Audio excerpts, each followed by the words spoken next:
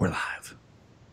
Hello, and welcome to the 38th episode of the Destiny Community Podcast, brought to you by Blue Microphones and Headphones. This week, we are preparing for Guardian Con, and in the best way possible to prepare for Guardian Con, we have Gothalion, King Gothalion. Goth. Hello. Hey, welcome, sir. Enjoying my pre-Guardian Con apple juice. Nice apple juice. Looks frothy. It's very nice. It's good. And may I be the 10,000th person to say congratulations on the starting of the charity stream today. Thank you, dude. It was crazy. I mean, we expected a larger showing than last year. I know people have been preparing for the last year and putting away savings or whatever because people knew. Like last year was an anomaly. This year was like to prove the concept, and people are really showing up, and it's pretty incredible. It's great. I spent some time in there. You had over 10,000 people at one point watching the stream. Your wife jumped in to help keep up with some of the reading of the donations. Sure. Yeah. During your first stream, which is each streamer is taking a block of 4 hours, right? Mm-hmm. During your first block of time, how did you do? What did you raise? 77.9 thousand. God damn. Wow. That's in crazy. 4 That hours. is insane. So I mean, like, 4 if you're not a hours. stickler, 78,000. 78. I'm counting those pennies.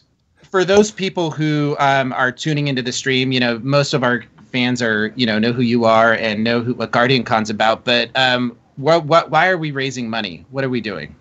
We're raising money for St. Jude. St. Jude is a charity foundation that does an incredible good around the world, both in child cancer research and also other rare and often considered uncurable diseases. They help people free of charge, and all of the research that they find is basically open source for whoever wants it. So instead of charging money for their findings to pharmaceutical companies or other hospitals, they give it away for free. And it takes $25 every second to power the St. Jude Hospital. So, we're just doing our part to supplement that and try to make the world a better place while we're at it.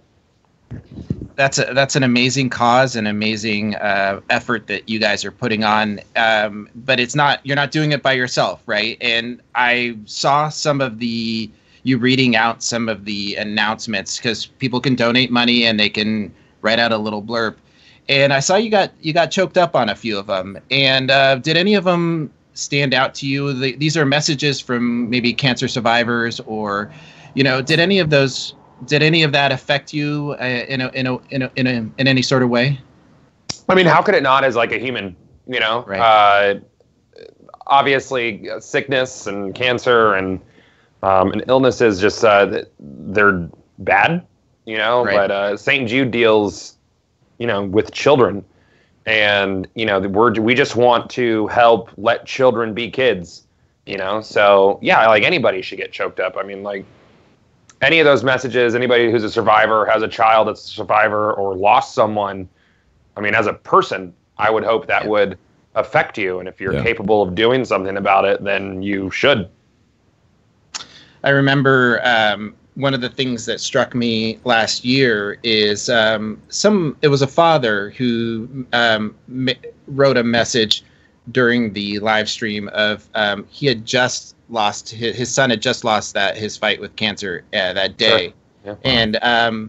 And his son was the same age as mine, and I just sat there for a moment and I'm like, God, no parent should be in that position. And Ever.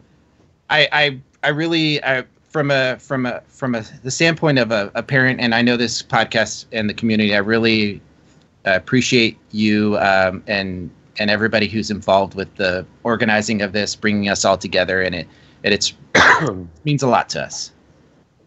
Absolutely, man. It's our pleasure. I mean, it's a passion project for everybody involved, and we certainly don't do it because it's profitable for us, and Sure.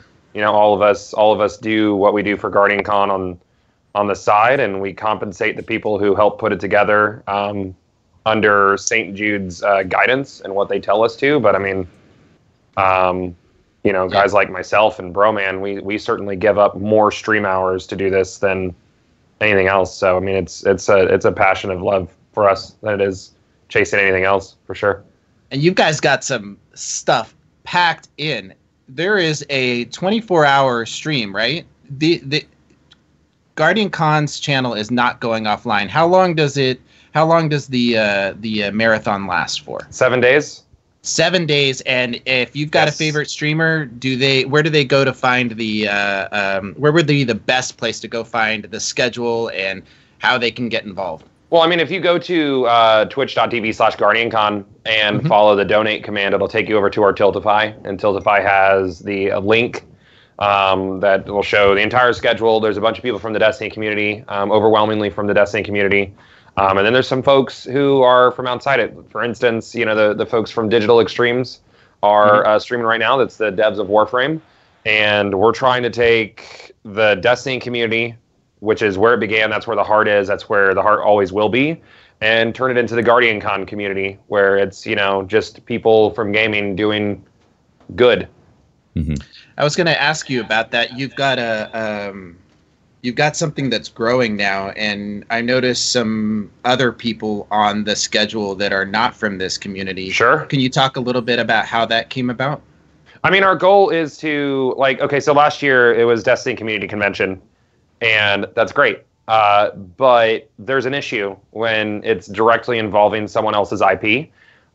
So our goal this year wasn't to separate from Bungie and Destiny, but to differentiate, to put a clear line and that this is our product. This is our convention. It's not simply about Destiny, and to be able to grow it to be more, because obviously, like I said, this is where the heart is for us in the Destiny community. But if you grow it beyond that, you can do so much more good by including more folks. Agreed. I saw some streamers, one of which I was really excited to see come on as that he doesn't really stream all that often anymore. He does more voiceovers. You have you have a personal relationship with him. Can you tell us about that? How that came about? Well, we got Duck involved. I think we had someone who had to pull out for one reason or another, and we needed a slot filled. So I hit him up. I've been watching Duck since before I had started streaming. The way that he ran his stream and interacted with his chat was a big reason why I formed my channel the way I did. And I don't think I would have my channel as it is now without Duck Sauce. So Matt's he's a super genuine dude. He's already done a lot for St. Jude in the past, and it was just kind of a perfect fit, because I think he's a super nice guy. And if you haven't watched him, you should during his block on Saturday. I think it's from 8 to noon for Duck. Nice. Yep. And so you said that he was influential to you as a streamer. Yes. What aspects were influential to you? Just the way he interacted with his chat. It was more like a talk show than it was about watching a guy play video games. It was more community oriented, Sure. which is how I decided I want to run my channel and everything I did on Twitch. So yeah, that's awesome. Mm-hmm. And so you guys have created this this Guardian Con stream that feeds to help produce funds or raise funds for Guardian Con. St. Jude's is definitely a partner. They've helped us a ton with producing content to raise money for Guardian Con, for the charity. They're a really great partner. Have you found them to be stepping it up with you from last year to this year, or is St. Jude definitely? I mean, we came out of nowhere. Our event last year was something that they didn't plan for. The money raised was something that was unexpected by them, and this year we've won the best new charity event with St. Jude. It's awesome. So we've gotten that recognition from them, and that's a testament to everybody in the community, and not just those who plan the event. But yeah, I mean, they've been with us every step of the way, and we had more funding this year because they stepped in and they helped fund the event, which gave us a larger budget to be able to do a better event, to be able to put on a better produced event for everybody. So ultimately, the people who are at the event itself have, we hope, a better time than last year. And the goal is to continuously improve upon the formula. We're in our technical second year of having a convention. Last year it was self-funded, and then I paid myself back. And this year we have a corporate partner, and we're set up in such a way to benefit them, and they help us do what we do. It's great.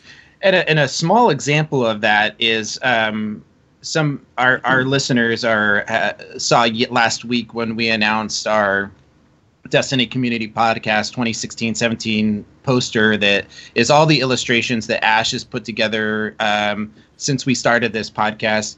And Sure. we, St. Jude stepped up and brought us the printer that's going to make the posters that we're selling at Guardian Con.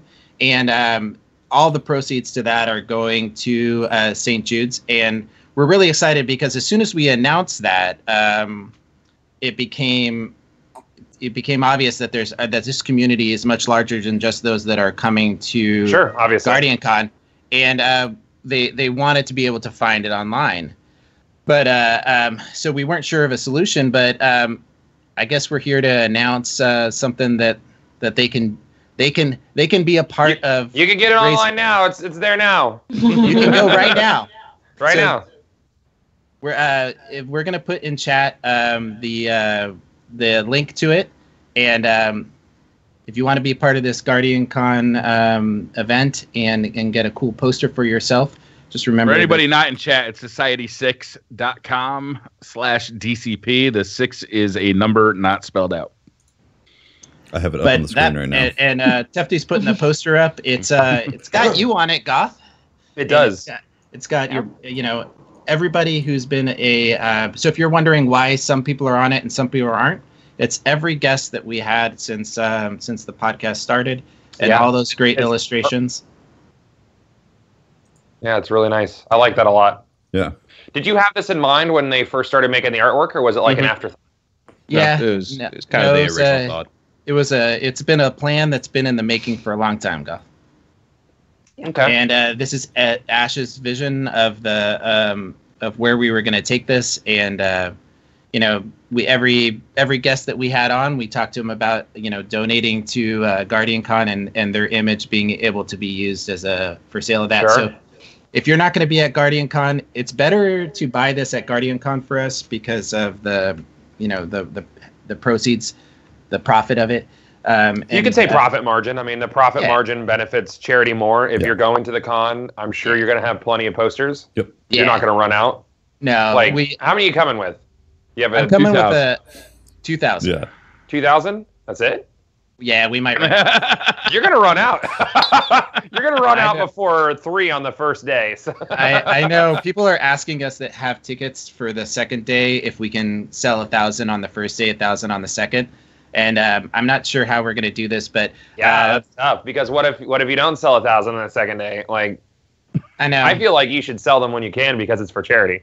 You know. So get there. We have some great stuff. All the we're raising our goal is to raise a ton of money for St. Jude's while we're there, and we've obviously appreciated your support, Goth. And Broman, and this has been a fun endeavor. Our stream time for you guys that are in chat is next Wednesday from 5 to 9 is our turn. So we have a $25,000 goal, right?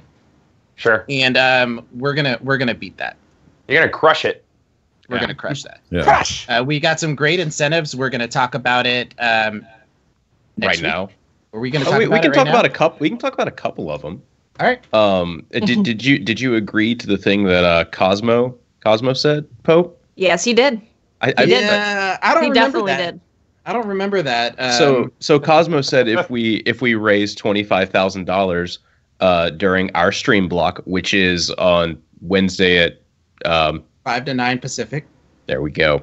Wednesday, 5 to 9 Pacific on Twitch.tv on the Guardian Con channel. If we raise $25,000 during our 4-hour block, Pope has to eat nothing but Taco Bell for the 2 days at Guardian Con. And by the way, last time he ate Taco Bell, he threw up. all that night, entire right? night. Yeah. All Rip night. the sponsorship. So, All night long. I just All night. want you guys to know that the extent of my physical comfort that I'm willing to put out there. If we get this goal, I also talked to Cosmo, and I'm waiting for confirmation. So hit him up on Twitter, make sure. But I challenged him. I said, if we hit 25,000, then he has to join me for dinner one of those nights. yeah. So yeah. Does it count? Does the creator dinner count? The creator dinner does not He count. might cheat you on that. Oh my goodness. It's good. I'm also willing to put up something as well. If we hit $30,000 during our block, I will permanently delete the Dead Zone Revolution cloak, which I am not sentimentally attached to at all. Very. Not at all. What is this cloak? I don't know what this cloak is. It's the cloak I've worn basically since day one of Destiny. The only time I never changed it. Yeah. The only time I didn't taking it off. The only time I didn't wear it was like a week or two period during Taken King, where the speaker hadn't sold it yet. Oh, okay. So it was a speaker cloak. Yeah, it's the speaker cloak, the one with the stag emblem on it. Okay, sure. Yeah, so I have worn that. If you delete it, are you allowed to just rebuy it again? No, permanent. It's a permanent delete. Permanent deletion. Permanent deletion. Okay, Yep. That's a big deal, man. So, anybody else ready to announce what they're gonna do? I'm still formulating mine. I'll shave Tefty's beard. No. No, you're not allowed to do that. No. You're not allowed. I won't allow it. As one of the founders of Guardian Con, I won't allow it. Sorry. Can't do it. That job is protected. Well, speaking of shaving beards, when we did the Destiny, the community podcast showdown against the Planet Destiny podcast, Sure. this was auctioned off for $10,000. So if you are attending Guardian Con, you get to. I'll be announcing the schedule of events, but you'll be able to stop by our booth and watch this beautiful beard that has not been touched since that. That was since February, right? Yeah, since February. I've been growing this out. I am going to shave it off and glue it to Fallout Play's face. That baby What kind face of glue are young you gonna man. use? Like Oh, it's going to be super glue. super glue? Super glue. Super glue. He said I could choose however I wanted. Super glue. Can we just get like some peanut butter or like some jelly, you know? And then sit him out in the sun. Yeah. Oh. Yeah. They got fire ants down in Florida, right? Yeah, they do. Great. So we'll announce the schedule events, but you're going to be able to stop by the podcast and watch that happen in person. I know people have been talking about this. This glorious beard is going to be on that young man's fresh baby face. I'm really looking forward to going to Guardian Con. I wasn't able to get down there last year, so this will be my first year. I can't wait to go down, man. It's going to be a lot of fun. There's a lot of stupid stuff happening, like Pope shaving off his beard and gluing it to Fallout's face. There's all sorts of fun stuff happening. There's all sorts of great events happening. You got 2 stages this year, Goth? There's all sorts of stuff, man. There's a main stage. There's a Twitch. There's theaters and there's a main stage, and it's just there's so much going on, dude. There's a lot going on at the event this year. It's great. Are we ready to talk about what we're doing? Friday I just night? realized, Briar, I never sent you your invitation to the creator dinner. Oh, I keep thinking to myself, I'm forgetting something. Because I had like a list of like 50 plus names or whatever. Yeah. You'll get the details. oh, thank you. He probably brought that up. He's like, the rest of you got an email. I didn't get an email yet. Absolute garbage. He didn't say anything. What are we doing Friday? Friday?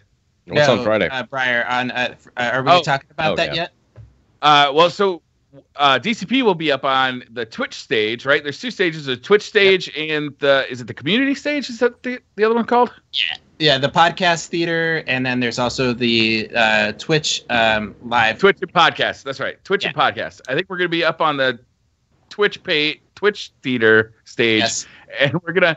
This is dumb. We're gonna play if you guys have ever seen the Newlywed Game, we're going to team everybody up into 2 teams or teams of 2, and I'll be asking them questions to see how well they know each other. So it's kind of an extension of doing the Twitter questions at the end of every show, but there will be a score and penalties for losing. It's going to be funny. It's like, do you want to be in a fight game? Yeah, it's like a Newlyweds game, and Pope and I will be on a Newlyweds. I know Pope and I will be on a team, and the we real hate funny each other. part. The real fun part is going to be the guests. So Pope and or the pairing. So Brian or Patrick and I will be a couple.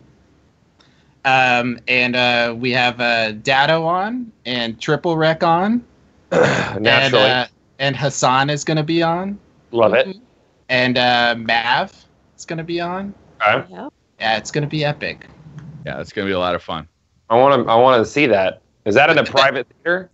That's going to be the one in the Twitch theater. Yeah. Oh, I'll just stand in the corner then. I can do whatever I want. You can do whatever you want. You can get up there. Doing a live podcast on Saturday on the podcast stage. Yep. And we're gonna have everybody who's attending, who's always wanted to have their question read on Twitter questions. We're gonna have, instead of doing Twitter questions, we're gonna have live. So 2 mics, and you're gonna be able to walk up and ask us questions live. So you'll have an opportunity to do a Q&A there. It's gonna be cool. That'll be our first live podcast ever. I mean, in the same room. Yes. This is First pre-recorded every week. It's all live. But it's different when you actually can. It is. When you're seeing each other like right in front of you. It's a different feeling. We've got. You know what we need to do though? We need to bring a measuring tape, and we need to finish this battle. Settle this. We need to settle this. I don't know where this is going. I don't know where this is going, and I think a lot of people says he's bigger than everyone. Pope thinks he's really tall. Pope's going to be wearing high heels for the course of the convention, and he's going to be like, "No, it's fine." Are you a tall guy, Pope? No. Okay. He thinks he is. But the thing is, we're the shortest of this crew. Actually, Watts has probably got that one down. But Hefty and I seem to think that we're taller than the other person. No. You think you're taller than me. I know I'm taller than you. Absolutely not. So there's a what's fun about this Guardian Con is it's pulling so many fun things from the community into doing together at this in one place. I'm really excited about the meet and greets. How are you guys? How are those working out? So there's like X amount of people at a given time at the meet and greet tables. They're scheduled, and you stand in one line for it. So there's not like, say it's like me, Tefty, and Mav. Then like you stand in line for all 3 of us. That way my feelings don't get hurt when Mav's line is way longer than me. So it's just one long line. There's no guarantees, obviously, because there's only so long you can stand in line. But as long as I'm there, like if I'm not currently doing something, I'll be on the floor. And a lot of content creators feel the same way. Yep. So it's like day 2, I don't have a meet and greet at all, but I'll be on the floor. I like getting into shenanigans, and I like annoying Kevin, so I like to disappear and do whatever I want for a while. So, Poke and prod, Kevin. Yeah, meet and greets are gonna be fun though. Like meet and greets a lot. I actually bring my own journal. I have a DestinyCon book from last year, which is now the Guardian Con book. And whenever someone says, "Hey, can you sign this?" I say, "You need to sign my fucking book first." And then they'll sign it. They'll like put their name or a nice note. So whenever I'm having like a weird stream and things are like, if there's like a shitter in chat or something, I'll pull out my Guardian Con book and read a nice quote from one of the thousands of nice people that have come to the con. I love that idea. I'm taking it. I'm bringing a book to Guardian Con. I actually wanted to do a similar thing and then like get a frame and put it in a frame and have it on the wall and be like, so I can look over there and be like, there's some awesome people. You gotta get one of those. You gotta get a pedestal with like a glass frame around the pedestal, like an old Lord of the Rings book. Yeah. There we go. So you're gonna be a busy guy. There is a lot of time commitments between the live stream going on and the events happening on the the main stage. We've got live performances and a ton of stuff. we have a booth there. It's a 10 by 20 booth where we're going to be doing interviews of different content creators, and we're inviting them over. We recommend that you come by the booth, grab a poster before they run out, so that when you get in that line, you can have a poster signed. We are going to have everybody who's on the poster that's going to be there sign a few of those, and we're donating them to the live auction, Goth. So there will be a set of posters that you can win through the silent auction, or there's a live auction. Sure. I think it's a silent auction. But if you didn't get a poster or you want to be a part of that, you make sure to donate to that auction, because you could win one of 5 fully signed posters with all the content creators. So that's something additional that we're doing. Yep. Sure. I'm totally stealing one of those. If you guys wanted to bring those, we're giving away four fully signed. 4, 5, 4, 3. Bring those posters with you to the creator dinner, because it's easier to track down everybody if they're in the same room. Definitely. Absolutely. So you don't have to track them down the day of, and it won't be like stressful for you. Well, and every guest, every previous guest to the show gets a pair of glasses. Goth, you're gonna get a pair of glasses. Yeah. I'm gonna put glasses on glasses. I've done that. Yeah, and you're gonna get some stickers. So we're excited to be there and thank our guests, and look forward to making new friends and inviting new guests on. So we're really excited. Great. You guys want to talk about some Destiny? Yes. Destiny 2? Yeah. I'm gonna refuel while you guys start this conversation. All right. So we got a new This Week at Bungie with some interesting details in it. A lot of people have been asking, is there going to be any rewards for Destiny 1 players come Destiny 2? Is there going to be anything that will mark our progress? And we got word from Deej in the weekly update that there is, and he wasn't willing to show everything, which is good because we don't want to see everything before the game comes out. But we did get to see 7 new emblems and got a sneak peek of how those emblems are going to show up on our character page. Mm-hmm. Sure. So the emblems are going to go across the top of the screen in your character page, and the emblems probably in a modified version. They didn't exactly show this, but they'll also show up when you're in orbit, forming a fire team and all that. There'd be 7 of them based on the achievements that you've collected over the lifespan of Destiny 1. The first one is Laurel Triumphant, which you get from completing a moment of triumph during Destiny's first year.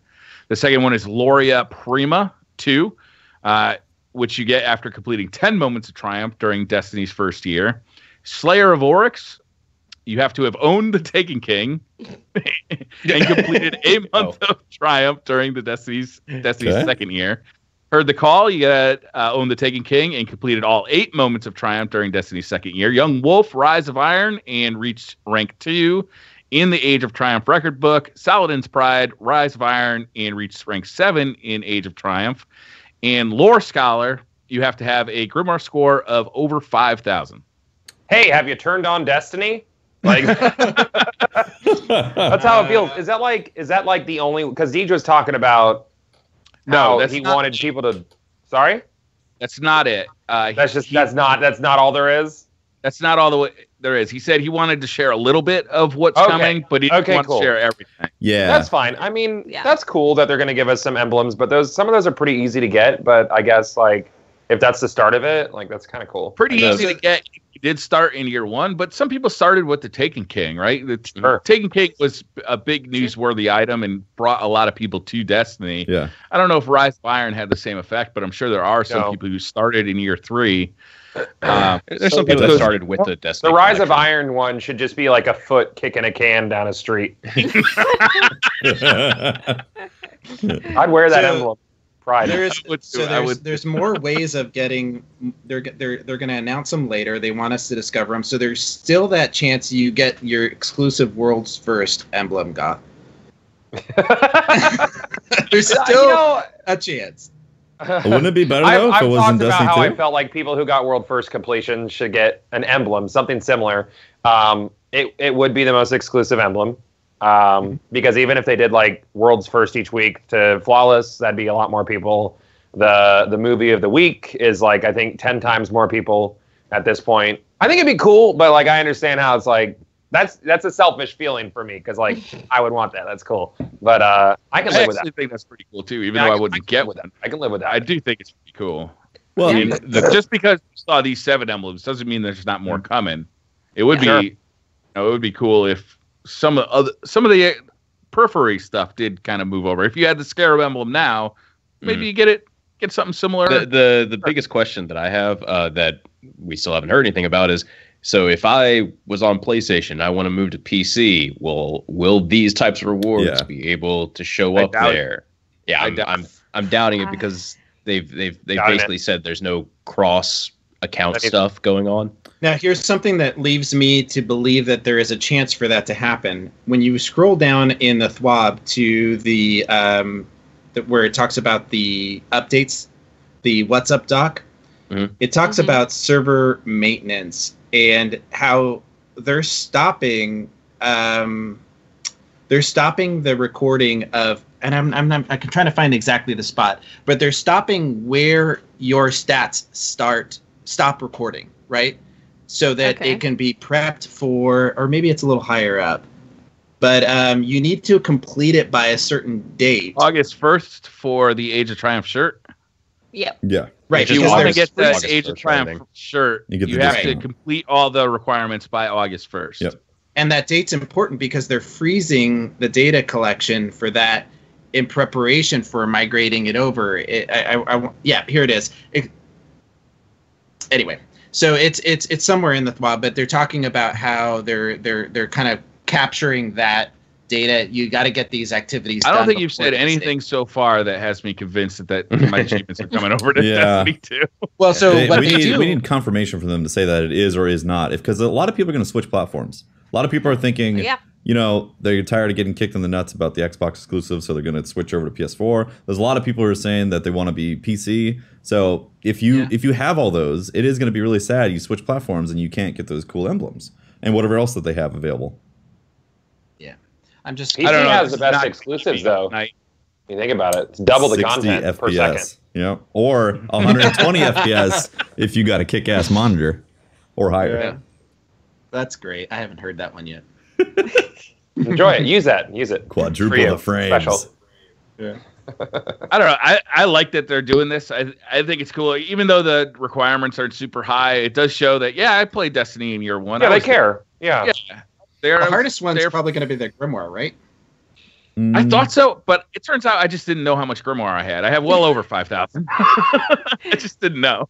I'm like right under, but it wouldn't take much to get to 5,000. That's with me paying zero attention to Grimoire. So yeah, sure. Yeah. When did they take the Grimoire off you used to be able to see it when you went into orbit, right? Yeah. Like on your Taken King. It was with Taken King. Mm-hmm. Yeah, I haven't paid attention to Grimoire since that day. They did a couple things in the Taken King reboot. Well, it was when light level really came into play instead of character level. Yeah. Yep. Yeah. So, did you get your shirt yet, Patrick? Which one? Your shirt. Yeah. It's in the laundry basket over there. Can I see it? God damn it! Yeah. They did want to take note of those shirts. You do have until August 1st to earn all the achievements, and they also wanted to warn everybody about kind of the last minute chances you have to complete some of the moments of triumph for the shirt. July 4th will be the last Iron Banner that you can compete in to earn the shirt. It'll also be the last week that the King's Fall weekly featured raid will help you get that triumph. July 7th will be the Wrath of the Machine. That'll be the last weekly featured raid for Wrath of the Machine. July 18th will be the last Crota's End weekly featured raid. And that's the day that Daybreak Month begins, which could be a lot of fun. Mm-hmm. July 25th will be the last week the Vault of Glass is the featured raid. And then finally August 1st, that's when the shirt offer expires. If you're a decent raid team, if you're a good raid team, and I challenge you guys. You showing the tacos for Poe. Hashtag tacos for Poe. I didn't think you were gonna do it, man, and you totally did. Nice. That's great. Dedication to the joke, dude. Yeah. Thank you. When I start a bit, I finish it. And apparently sometimes you guys drag it into the ground for weeks and months. And beat even. Yes, and make beat it emotes about it in Twitch chat. Yeah. I guess this is important. So if you guys have got a good raid squad and I challenge you guys to get on LFG and help those people that have not completed the raid. That sixth man should be pulled from LFG of people that are looking to complete these. Do as best you can to grab somebody and help them get this t-shirt. So if you're a good raid squad, go there and do that. Yep. That's a good idea. That's a real good idea. Yep. They also talk about the live game transition and where stuff is going to be getting turned off in Destiny 1 in preparation for Destiny 2. August 1st will be the final Destiny 1 era Iron Banner. So moving into Destiny 2, we don't know what form Iron Banner is going to take. Final banner. But August 1st is going to be the last one in Destiny 1. And then August 11th will be the last Trials of Osiris in Destiny 1. Yeah. So that activity will be It's actually pretty early, like before Destiny 2 comes out. Almost a whole month, right? Yeah. Yeah. No Trials of Osiris. And then they said the Trials of Osiris won't be returning right away. Yep, and one of those weeks we're going to be playing the beta, right? That also happened last year, PC though. beta. Like, Trials was gone, like, what was it, a little bit before or at launch of Rise? About a month, honestly. Because it was like a week before Rise of Iron and then 3 weeks or so into Rise of Iron. Even longer for Taken King. Oh, yeah. And did they, it was end of October come back? Did they come back with like the spooky trials, and was that all the changes they came back with, or was that later? No, it was out before that for like a solid month. Yeah. Okay. Yeah. I'm trying to remember if they came back with the rotating maps and those kind of changes after that. So it's interesting that they're actually shutting those things off for Destiny 1. I actually thought that they would continue that legacy-wise. Same. That it would just be something that happens in Destiny 1, and there might even be some people that still do trials in Destiny 1 for some reason. But no, that's not. They're turning it completely off. I was surprised about that. Yeah. Yep.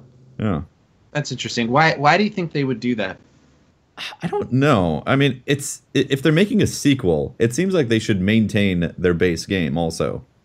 They did this for the Xbox 360 and PS3 when Rise of Iron came out. They no longer have access to trials. Is it Nightfalls too? Nightfalls, I don't think work. No, they have Nightfalls. They have Nightfalls? Okay. It leads me to believe that maybe Iron it's Banner. Server space, Briar. What do you think? I mean, like, do you think they're consolidating those? Yeah, I know. I'm just just throwing it out there. I think maybe they just hate Destiny 1. They just want everybody to stop playing it and buy the new game, the new Hotcast. Yeah, that's available at GameStop for pre-order for $5. That makes sense. Yep. That's it. Hey, good news, guys! All those console exclusives are finally coming over to Xbox. Yeah, isn't that great? Yeah, the Jade Rabbit, all that good stuff. Xbox people are going to get all that Sector stuff. 619. Yeah, all of it. 618. 618. Whatever. I don't care. A strike that Xbox people have never played that are not going to play because they're going to be playing Destiny 2. When are they going to get it? October 2017. You don't say. Just in time for the PC release. Wow. Oh my god, man. That is just brutal. That is as logical as it gets. Tempty, I thought you put it best on Twitter today where you said one last slap in the face. Yeah. A lot of people then were like, well, it's not a slap like last one because it goes in Destiny 2. And I was like, I should have said one last slap in the face for Destiny 1. Yeah. Destiny 1 there'll final be plenty slap more in to the come. face. Yeah. Yeah, like they're not done. The hits keep There's on a coming. 10-year plan of slaps to the face. Yeah. Yeah. It's just insane. If they didn't catch him on the front stroke, they're definitely catching him on the back. Honestly, who in their right mind the there, aside from some maniacal Activision executive, thinks that was a great idea for it's such a missed opportunity for people in the last month of Destiny for Xbox to be able to go and collect that stuff. Like a lot of people were saying, they were collecting up engrams, be able to decrypt for the Zen Meteor and Jade Rabbit.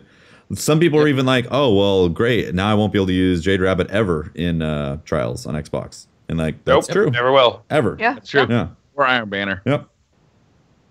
Yeah, it's a real bummer, man. That doesn't feel good at all. No, that's such a bad decision. I don't know who was there or was like, you know what? Let's let's bring it out after Destiny 2. Yeah. And then let's announce it like it's a great thing. Well, here's your exclusives. The plan was for Xbox to get those exotics upon release of Destiny 2. Yeah. And Destiny 2 was supposed to come out last year. Rise of Iron was essentially conceptualized and decided on in January or December 2015 or January 2016. And the DLC was made in short time, and they put more time in the D2. So I personally think that the original contract was that the Rise or the Taken King exclusives would last until Destiny 2 came out. Yeah. And I think that's why they lasted 2 years instead of how long or instead of a year. So like the first exotics. So I think they're actually going to make it happen when the PC launches, and then it's official that all platforms of PC launched. So they didn't want to say PC October 24th because that'd be even more like basically November essentially. But I think that's what it is. All forms of Destiny 2 are released, and then Xbox finally gets that. At this point, as an Xbox player, because I have both consoles and I have 400s and all the characters and everything, I would rather have them say that content is 100% exclusive to PlayStation and I'm never getting it. And dangle the carrot. Sure. The dangling of the carrot is what sucks. Yeah, I'd rather just be like, okay, I'm never getting that. I'm not going to think about it anymore. So everybody here plays on the PlayStation, I think primarily. Yep. But a lot of us are looking at the PC with pretty wide eyes, right? We've all played it. We see how good it looks. I've not played it. You haven't played it? Okay, no. That's right. My bad. It's glorious. We've all seen it. And I know that I have a heavy interest in moving over to the PC. Does the console exclusives actually weigh into that decision for you guys at all? Because it doesn't for me, honestly. No. With 60 I mean, outside of the Hawkmoon, like, I think the best things that were exclusive were like the Hawkmoon, the Jade Rabbit, and the Echo Chamber Strike. Like, as far as like content goes. You know, and none of the exclusion of these three things doesn't make me have less fun when I play on Xbox. So I don't care. Yeah. Do you think they're going to be the same level of exclusives, or do you think they've upped the ante on it? A sniper rifle seems cool. The sniper rifle looks cool, but as a person with a garbage shot with a sniper, like I'm like, neat. Like I don't care. I'm going to play on PC. I think it is the same level. I mean, it's a map for PvP. It's a strike. Yeah. It's exclusive armor and an exotic and a ship. Yeah, there is a ship too, and I am assuming that it's going to continue with each expansion as well. So, like with the Dark Below, the Hawkmoon though. So the Hawkmoon was iconic in year one, right? Like once you got it on PlayStation, it was a celebration event in year one. It was a beautiful gun. It was. It was one of the best guns in the game, arguably the best all-round gun in the game. Sure. And then they nerfed the crap. Right. Yeah. And I think that the reason why it got nerfed to crap was part of this is that I don't think they can, and the reason why I brought this up, I don't think they can put out PlayStation exclusives again and have them be not game breaking, but have them be the top tier stuff. I think PlayStation would appreciate if they were the top tier. Yeah. I mean, they didn't nerf it until it came over to Xbox. And I'm sure they knew that they needed to do something about it. Because it was like the weapon. Like if you want to use it nice. Like if you weren't thorning, you were using a Hawkmoon, or a last word. But in raids, it was like the weapon in raids. It was so good for raiding, and they didn't nerf it until it went over. So I wonder if they wanted to, but like their hands were kind of tied on decreasing its power on PlayStation. Yeah. Yeah. Well, I think that you guys are gonna be focused on the PC. But are you still going to have a foot in the consoles for your communities? Yeah, without a doubt. Yeah, I've said that 100%. Play on all platforms. Yeah. Well, also it's starting on PlayStation, right? So I think everyone here is going to have some kind of footing in the PlayStation version of Destiny, and then also have PC. So, my PC friends list is too strong to leave behind at this point. I'm sorry, my PS4 friend list is too strong. Yeah. Yeah. Although I'll tell you, PUBG has been building that PC friends list up pretty quick. Okay, this is, I don't know what is going on with Battle.net, or sorry, Blizzard.net now. Apparently you can only have 200 friends. What is this, Xbox Live? That's what people have been telling me, actually. That it's capped at 200 friends for Blizzard.net. That's a problem. It's roughly... Is it a problem? 199 more friends than I have now. It is a problem, especially if they don't have easy ways to invite people. I feel like it'll be pretty simple. I mean, to give someone an invite on WoW, all you need is their Battle.net tag. Mm-hmm. Yeah. You know, it's that simple. You invite so-and-so. Well, what we're going to do here is we're going to buy another PC and then create another Battle.net account and friend that Battle.net account. Proxy friends. Got it. I had to do that with PlayStation. Like it's gonna work. I don't know, man. I filled up my PlayStation friends list to 2,000 people in year one, and my PlayStation went slower. Mm-hmm. Like, it slowed down everything because I was constantly getting pinged by whatever. So I had to delete most of those people, and it's easier for me to invite people on Xbox than it is on PlayStation. Way easier. Because the invite system is so convoluted and silly. And I think Battle.net will be the simplest out of all of them. All you need is a Battle.net tag, and you'll be able to invite. You got to keep it super simple. Well, on Overwatch, maybe I'm mistaken, but I'm pretty sure on Overwatch you have to be friends unless you just recently played each other to invite them into your group. No, I think Overwatch would function a little bit differently. I don't know. Is that not the case, Holtz? All I know is for WoW and Diablo, it's very simple to invite people. They don't need to be your friend. I could be wrong, but it seems like every time I've invited somebody, I've had to add them in order to get them into the group. Sure. I could have sworn in the past I've just invited people, but I don't know. Yeah. I played with Crafty, and him and I are Battle.net friends, so... Oh, okay. I think you might be mistaken on that. I'm mistaken, guys. My bad. But 200 friends on a cap is a pretty severe cap. I think it'll be fine. Yeah. It'd be interesting to see, because I mean, I'm going to be getting the PC version. I love the work that I've been really excited about some of the interviews with David Shaw. He did one with PC Gamer magazine recently, and I'm excited about the way that they're talking about it and the possibilities of how each platform they're going to try to have synergy across them and have them be similar, but they're not totally tied to each other. So they talked about how auto rifles, for example, and some of the guns on PC are going to be adjusted differently because recoil free. Right. Yeah. Well, so less recoil. What do you guys think about that? More recoil that makes sense for a mouse and keyboard. Mm-hmm. They clarified that statement. Yeah. Okay. There is recoil on the PC. Yep. Yeah, there absolutely is. A lot of us have played it, and it's like, there's a recoil. Yeah, that got picked up by Forbes, and then kind of it ran wild. Okay. But I think it was Shaw actually who clarified that on Twitter. There is recoil on PC. It just operates differently than it does on the console. As it should. Mm-hmm. You know, I mean, a lot of companies would take a console game and put like no time into making sure it feels right on PC. And the way that they're putting the time into this really makes me feel confident about its PC experience. And I don't think Blizzard would let it on their platform if it wasn't a polished PC experience. Yeah. You know, I mean, I know it's Activision, but I just don't think it would be on there if it wasn't like just right. Because I mean, Call of Duty is not on Battle.net. Yeah, like any game, I feel like it needs to be a reflection of the platform at some point. That's why we don't have, a Steam library on Battle.net. They want everything there to kind of reflect Blizzard. Mm-hmm.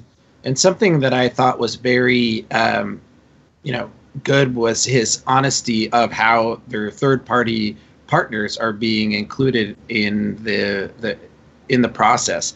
It was very open and transparent with how their PC team is 50% Bungie, PC management, the running of the PC build is 50% Bungie and 50% from what was the name of the company?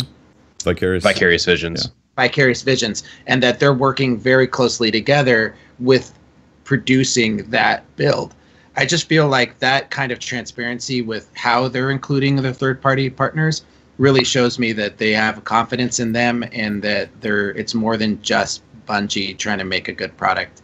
Their language goes very hard on this is not a port of the console game. This is a branch of Destiny that is built from the ground up for PC. Yep. It will be balanced and tuned separately from the console version. So weapons may have separate tuning based on how PC players play and how console players play. They're not necessarily going to be in parity as far as, this weapon acts this way, the Hawkmoon 2 acts this way on PC, and it could act differently on the console, which is encouraging because they're totally different. They're different types of input. Yeah, I think the PC is going to be where machinima is going to be made. I think that some of the tools that are, I mean, just some of the tools right there for people that will be able to map a keyboard to emote functions and different activities. It's going to be so much easier to create really cool machinima that we saw in Halo. I think we're going to see it again for Destiny. It's also just a really simple fact of it looks really fucking good on PC. Glorious. But I mean, some of the tools 4K high frame rate. But I mean, if you're a machinima creator, right, and you're trying to make a red versus blue kind of thing, right, where it's the tools that are there for people in Destiny consoles aren't great, right? Mm-hmm. And, if you want to throw an emote in and use the range of emotes to make a scene more effective, having a keyboard and mouse and being able to just the options menu. Do you know that, Pope? Do you know that there's more bindable buttons for emotes, or they haven't said keep that. it at 2? Yeah. The fact that we're 3 years in and there's no emote wheel is stupid. All I'm thinking is that they're not going to be able to compete. They're making a PC build of the game to compete with other PC games, right? Sure. I don't know, Pope. I think you're out on a limb here because I think that you're right that people who are doing machinima will probably gravitate to the PC because it runs at 60 frames per second and it looks nicer. But it's up to Bungie to make the tools that allow us to, rotate the camera around and to stow a gun and be able to walk around without a gun. Bungie still needs to make those tools. But and I know I'm out on a limb, but I'm saying that my point is that if they're making a PC game that is going to satisfy PC players, they have to reach a certain bar. Yeah. And those kind of options need to be available on a PC game to compete against other PC games. And they're going to find, if they don't put those kind of options in there, they're going to find themselves coming up against a very strong competitive PC market, and they're not going to gain the traction. You're saying for the machine or options like dedicated servers and custom games? or the modding community, which has always existed on PC, will be like, okay, we got this, and they'll do their thing. If they're able to. If they're able to. They're already doing an impressive set of PC-related things, like 21:9 ratio. That was unexpected, honestly. I don't think anybody thought that Destiny 2 was going to have that implemented. They're like, guess what? 21:9. If you got a super wide ultra monitor, we're going to make that usable for you. They're putting in. I don't know, but I'm getting one. You talked about it. Having it uncapped is huge. I mean, apparently. Apparently most of the AI and pathing and stuff, logic that happens in the game is tied to CPU cycles. So they really did have to rewrite a lot of the game engine in order for it to operate without it being without being locked to frame rate, which is CPU dependent, so it can run uncapped regardless of that. So they're doing a lot of work on it. Makes me excited. Goth, you talked about this earlier today. I saw you tweet about it. How even something as we get information on the PC build, the text chat. Yeah, so PC's gonna have text chat. Yep. And I think that's a big deal. A lot of people look at text chat and they're like, oh, that's such a toxic thing because they think like Overwatch or League of Legends and how people might be rude in the middle of a PvP match. But I don't think they're thinking about how good it is for a social space. I started playing Phantasy Star Online years ago. And when I would get done with hunts, I would be in a lobby and I would just text chat on a keyboard on Dreamcast in the year 2000. Like, yeah. And that was then. That was on a console then. And I feel like keyboard chat should be on all platforms. I think Destiny is a social game that benefits from being a social game. But Bungie continuously puts these walls in front of us on how to interact in-game with our fellow player. And granted, they're bringing some of those walls down, but when you see how keyboard chat's going to work in like whatever the Guardian outpost or whatever it is, you know, where you could play soccer and you could get done with a strike. You go and you get some engrams decrypted, and you're like, man, this guy he just fucking gave me garbage. Other dude's like, I just got garbage too. Want to play some soccer? You go play some goddamn soccer, and you're like, dude, that was fun. Let's go do some PvP. And you just met someone. You met someone in game, and you had a genuine conversation with them. You met someone that you didn't know previously, and who might be added to your friends list, might become a raid mate, might become someone you play with in trials. It's so silly for them not to allow that. Yeah. I mean, back to Phantasy Star Online, it's a game that was out in 2000, and you could make like custom little pictures that would pop up in word bubbles, and you could talk to people in a keyboard chat. And it's like, I feel like the fear of maybe toxicity stops Bungie from making better decisions for a community-oriented game, and it kind of pisses me off. It's because they came from Halo, and Halo obviously a lot of toxicness from the chat being open. Anytime you hop in, like people are talking about your dead body when they killed you. So I think that kind of like stung them, and they wanted to move away from that. And you're right, they got too fearful of it. They went too extreme on it. Because they had, remember when we didn't have opt-in to voice chat when the game launched? Yeah. Yeah. Like that was a feature that they were like, guess what, guys? We heard what you said. We finally added this feature in there. And now no one uses it. Yeah, hardly anybody uses it. Because the quality is just garbage. It's pretty awful. It's also voice chat. Yeah, voice chat is really bad in Destiny, and I really hope in Destiny 2 they up the bitrate on that. One thing I was going to say too, though, is like with the text chat, sometimes you just want to run maybe some like, you don't want to be on comms, you want to run some strikes. Yeah, exactly. Well, that's perfect. Like you can text in the strikes, but then obviously if you're going to be in a raid, it's better to have comms. Like you can't be like DPS. You know what I mean? You know, I agree, and to an extent, because I did raids in World of Warcraft for a long, long time, and there was always like one or two key voices, you know. And I think in a Destiny raid, most of the time, you don't need everybody talking, and if everybody's talking, it's a cluster. You know, so into the tank. Maybe you are putting little emojis in the text chat in between wipes. You know, like you just wiped on Oryx, and you know, I draw a little character who's like doing a hug motion, you know, and then everybody's aha, and then the raid leader's like, all right, here's what we're gonna do different this time. I just think more avenues of communication is better than not making them out of fear of a few douchebags. Honestly, I would just turn it off in PvP. I don't think keyboard chat would need to be in PvP, but in like PvE and social spaces. Yeah, I was about to say, like, I feel they could totally put it in social spaces, and then you wouldn't have to worry about that as much. You know, let people hang out in the tower bar, for example, and just like talk to each other. I think there's absolutely no reason not to put it in a social space. And I think that those social spaces should also extend out to patrols. So, for example, if you load into this patrol space and there is one of these events that's happening, right? Right? They're these scheduled events that you see on a map. Yeah. I would like everybody in that instance to be able to see a chat that comes up and says, hey, I'm heading there now. Join me. You know, just get some excitement behind it. You know, like level 20 here, need some 30s. Come on. You know, really good point. I think that if they're going to activate these patrol spaces and make them more about all of us, then give us some personality to communicate with each other. Sure. Yeah. Makes sense. It's great. It'll be on PC. It will be. Yeah.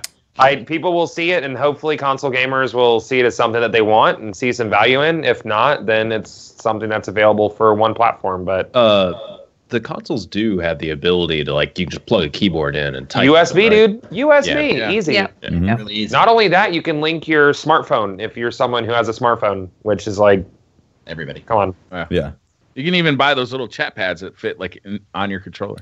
Yes. Yes, you can. Yeah, the Xbox ones are really nice. It's up to Bungie to support it, really. And they just have to be okay with the fact that they're going to allow some of these keyboard adapters for console to work with it. Did you guys hear about this controversy that's been happening this week with the what's the event called that we talked about last week that got revealed? It's the patrol event. It's going to be a weekly event where you go to a Flashpoint. Yeah. These are going to be Lost Sector. Wait, which one is it? I think Lost Sector was the one that had the controversy. Lost Sectors are going to be weekly, but they're also never coming back, right? They're going to be a one-time thing. No, Luke Smith said that they originally were going to make them a one-time thing. And from what I understand, like the dev team came to the decision that Destiny is a loot-based game and that they should be repeatable. As I think that's the general quote. If I'm mistaken, chat will fix me, but yeah. I'm pretty sure there was an article where they said that they wanted to make it repeatable. Okay. Yeah. But the rewards though would be weekly. A lot of people though thought that they took up on the that's adventures. I don't know. Maybe. Are we talking about flashpoints, or are we talking about adventures or lost sectors? Lost sectors and adventures. We were talking about that's the thing, right? Okay. Yeah, I think it's. Chat says you're right, so I'm going to believe chat. The controversy was a lot of people said, "Oh no, it's not coming back. It's a one-time deal," and then they were like, "No, it is actually coming back." But then a lot of people are still saying, "No, it's a one-time deal." So there's a lot of confusion right now that's happening amongst the community. Yeah, it'd be nice to get some clarity on that. But I think it's going to be something. I think the references were something to like what we see, where I can play the Nightfall, as much as I want, but I'm only getting the unknown loot once. So will that de-incentivize? Will that make it less attractive for people who have already done it in that social space to join in, and therefore make it less, engaging? Probably. Well, so if the rewards are good, then you're going to want those rewards. You can't. Yeah, but I'm saying that's the problem. See, it's got to be, first off, it's got to be fun. And then if there's a weekly reward tied to it, I'm okay with that if it's fun. If I don't want Court of Oryx type of thing. Court of Oryx is boring. I want an interesting place to go to that it's like, oh hey, this Court of Oryx was fun. It just was, it was a featured activity too heavily. It's like so much of what came out of the Taken King was immediately awesome, but was the only playable stuff for a full year. So now it feels like it wasn't replayable, but in reality, it was actually really fun for 2 or 3 months. Well, actually, here's the problem I have with Court of Oryx is that you go to this one location and it changes weekly, and that's it. Like these Lost Sectors, adventures, and flashpoints and all that, I'm expecting there's to be multiple on each planet.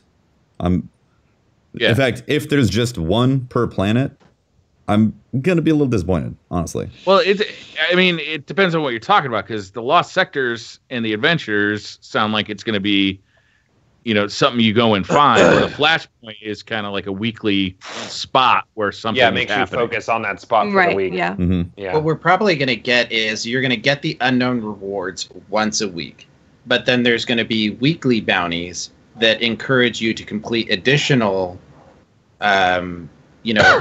instances of those to support the community play. And if you do, 5 of them in the week, you get you can finish that bounty out. It's so hard to talk about this stuff because we haven't played it, we haven't seen it, we don't even know what it's going to be like.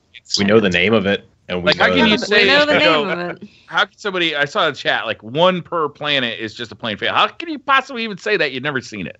Yeah, but that's the Destiny community is we cling on to the little information that we have and we dissect it because we've had so little for the last 2 years. So it's like, new thing! Let's do it. Shiny. Yeah, let's talk about it to death for the next 2 months. Yeah, that happens. And obviously there's a podcast that does talk about it to death because that's what we do around here. But I will say I would be disappointed about it being just 1 per planet because I'm thinking of the replayability. I'm like, again, I don't want another Court of Oryx type of situation where, it was fun the first time and it was fun a few times after that. But then it was like, do I really want to go to Court of Oryx? Like, if I boot up Destiny right now, do I think, it'd be fun, go run Court of Oryx? No, even Archon's Forge. I don't think about running Archon's Forge because it's been played out. Like, I want multiple things that get featured. It's been the only playable content for a year. Yeah. Archon's Forge was really fun. I had a lot of fun with it for a month or 2. And if, Destiny, year 1 Destiny schedule had been kept with in December, we would have gotten a new DLC and forgotten about Archon's Forge. But, clearly that's not happening. So we get, we got a small DLC or a small expansion with Rise of Iron, and we're expected to, play it for a year. Like I'm really hoping that that's just not going to be the case in Destiny 2. Is, you know, when we get stuff like Archon's Forge or Court of Oryx, it'll be fun for 2 or 3 months, and then we'll forget about it because there's brand new expansion or DLC. Well, we know out. there's 2 DLCs planned Yeah. that we know of. Yeah. I think it's safe to assume that there will be a Taken King of Destiny 2 in September or whatever of 2018. Yep. I personally feel like Taken King had DLC pretty much wrapped up and near finished, and they decided to move it to Destiny 2 and put all their eggs in that basket. That's my personal belief. I think the original roadmap was supposed to happen, but they wanted to get a year ahead of themselves. If I had to guess. Yeah. Then how does Rise of Iron come about? Rise of Iron happened when instead of Rise of Iron back a year, and Daddy Activision needed money because they gave them all this money for, you know, quote unquote 10 years of content with different Destiny and sequels, and they weren't ready with Destiny 2, so they had to do something. I mean, if I was making those decisions, though, I would have pushed the content to Rise of Iron and then started work on Destiny 2. I wouldn't have taken content out of Taken King. I think they have a better opportunity to make more money if they make a good sequel. I mean, look at how much the internet is hyped about the sequel right now, and how many more new players we're going to get. We weren't going to get that with Rise of Iron, regardless of what happened. No. So with Destiny 2, if they double up on the content they have in the backlog, then they have like possibly 2 solid years of constant DLC, and then events with the live team. You know, this is going to come back. They're not putting that away. So if they do events and DLC, event DLC, major DLC event, so on and so forth, that's 2 years of a money string for them. And if they have a big bought-in community, like bringing in PC, PS4, Xbox, then they're in good shape. So it was like, I think they took a hit after Taken King in order to give us what should have been in the first place. They openly stated in the VidDoc also that they were like, okay, we need to make a DLC that's going to stepping stone us to Destiny 2. So they openly said that Rise of Iron was a, hey, we need to do this real quick type of DLC. Yeah, they made that, apparently they made that decision in like January of 2016. And then made Rise of Iron for that September. It's coming. Yeah, we're making Rise of Iron and it's got to come out in September. Yeah, so a pretty small dedicated team actually knocked out Rise of Iron, and it was great, but it was little content in comparison to other DLCs. So yeah. Also, they wouldn't. I mean, it was better than a Crota or House of Wolves, but it wasn't a Taken King. Yeah, they also would not have. At least I don't think they would have been able to make PC a reality with there still being Destiny 1. Like it'd be like, okay, suddenly we have PC, and are they going to redo all that content for PC? You know what I mean? It just makes sense if they're going to bring in another platform. That Destiny 2, they would cut off Destiny, and then Destiny 2 and an additional platform that's being added. I wonder if the PC version was a product of that delay too. I mean, when did they bring in Vicarious Visions? I don't know. That's a good question. I bet we could Google search that. I feel like that was 2016 somewhere, or like. I feel like it was, but I could be wrong. Yeah, I don't know. I think we're in a point though that do we know how much is going to be in those DLCs? No. No idea at all. What would you be happy with? Like, what would you expect for Destiny 2's first DLC? Not to put you on the spot, but I think they've learned from their mistakes as far as making new content. I don't know. I think I don't expect it to be like Rise size, but I expect it to be comparable to like Dark Below, but maybe, you know, slightly more content. I think a Dark Below sized twice a year I think that's safe, and I think it offers good content for the value, as long as they can continue to deliver a good narrative. It definitely got better at the narrative. And the end game activity needs to be more substantial than PoE or how Crota Zen was. I mean, Crota Zen is a fun raid, but I mean, like it's at this point, it's like a glorified strike. You know, the mechanics got much better in Age of Triumph, but at the time it was like, you know, you could solo it in 30 minutes. So sure. I think they'll find a nice balance. I'm always an optimist. I always like to think that things are going to be dope, and if they're not, then it's like, so yeah, we'll see. Here. Definitely same here. My biggest thing is I want an end game that's really satisfying, even if it's not 100% focused on the raid. So I just want a variation of how the gear is and the end game hunt for gear that isn't exactly Destiny, but still has Destiny's flavor all over it. Sure. Yeah. Patrick, you want to tell us about something you love? Sure. Yeah. He's like, okay. Well, he's looking. I actually have the ad copy pulled up this week, so I'm a little bit shocked. Get out of here. I didn't have time for a good segue this week, Briar. Briar, Goth, say something amusing that I can segue into. What? What? Exactly. That's the sound that you make when you have bad quality headphones. You want good quality headphones? You get some of these wild Blue microphones and headphones that we're using. It's just some of the iconic gear that Blue creates. Blue's award-winning products are the driving force behind professional musicians, internet creators, and countless elite gaming teams and Twitch streamers. Their Yeti USB mic is the internet's most popular microphone. It's a true fact. It's in the ad copy. And their Sadie and Lola headphones deliver insane sound and a very personalized fit. Blue offers everything you need to completely immerse yourself in the ultimate gameplay experience. Learn more about Blue at bluemic.com. Hashtag sponsor. Fucking aced it, Patrick. Wow. Best one yet, Patrick. Best one yet. Oh, man. That's great. I love that, dude. Great transition. That was a terrific segue. You took nothing and you made it into art. It's like a magician, Really man. did. Amazing. All right, we got our Twitter questions. I'm going to start with Aragon12. This one's specifically for Goth. Where did the idea of Guardian Con come from? Guardian Con was an accident.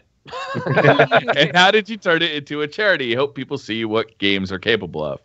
Guardian Con was an accident. It was supposed to be a meetup with 3 streamers. 20 streamers came, and then 1,000 people showed up in a bar. Whoops. Year two was after Taken King.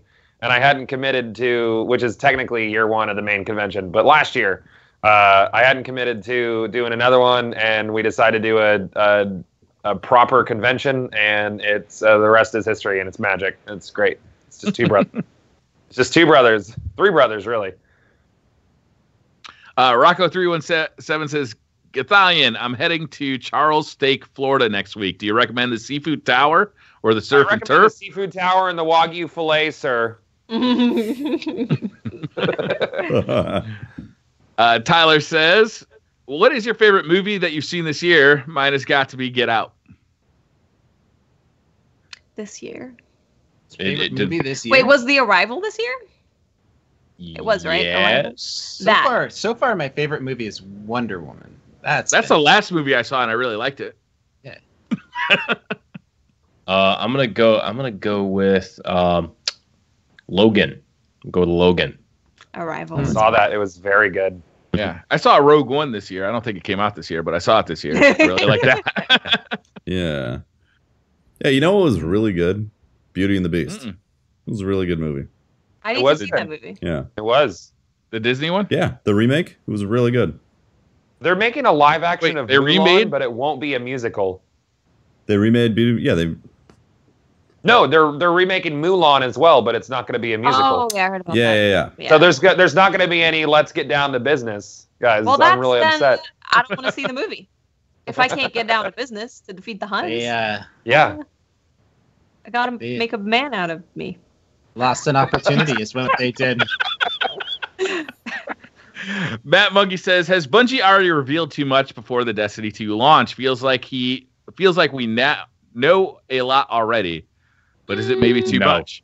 I don't think we know that much. No. Yeah. I think they're on the line of revealing too much by the end of summer. I feel like if they maintain the pace they're on, they could do it. I don't agree. I mean, we have the 1 PvP mode, which is Countdown. We have the 1 Strike and the 1 Story mode. And all they're really showing us is the subclasses, the new subclasses. Mm-hmm. Outside of that, it's like I don't know much outside of like the PlayStation exclusive. We're not going to see any patrols in the beta, which is completely different from how they did Destiny 1. Mm-hmm.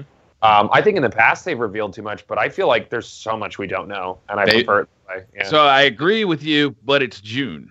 And they've got to keep this hype train rolling until September. They've already commented on, right? Yeah, they commented on what's going to be in the beta, and it's like what they've shown, and then a few other little things, which Pole Dancer and the Void. You're going to be able to play the subclasses. Cool. Yeah. But what we will be able to play those subclasses. Cool.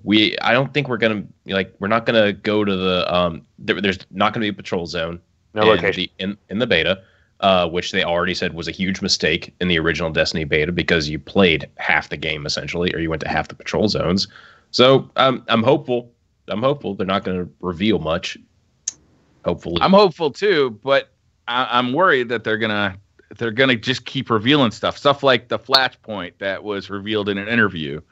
Like that would have been an awesome surprise, but we know about it now. I think they're going to keep talking about it, but they're not going to actually show anything. And we're going to get to see all 6 subclasses that the game launches with. I still think it's 6 subclasses, not this crazy. Do you think there's going to be different exotics than what we've already seen in the beta? No, I think it's going to be the same. I don't think so. Yeah, I don't think they're going to show too much. I don't think so. I think it's basically going to be the Destiny reveal build that we played, but add a Sentinel and Arcstrider in there. Yeah, and a super dope live action commercial where everything, like those people. Led Zeppelin. Yeah. Yeah. What was it? It was a Taco Bell one, wasn't it? That was a different one. Yeah, that was great too. I think they. I was saying this on stream the other night. They need AC/DC's Big Balls coming in with there.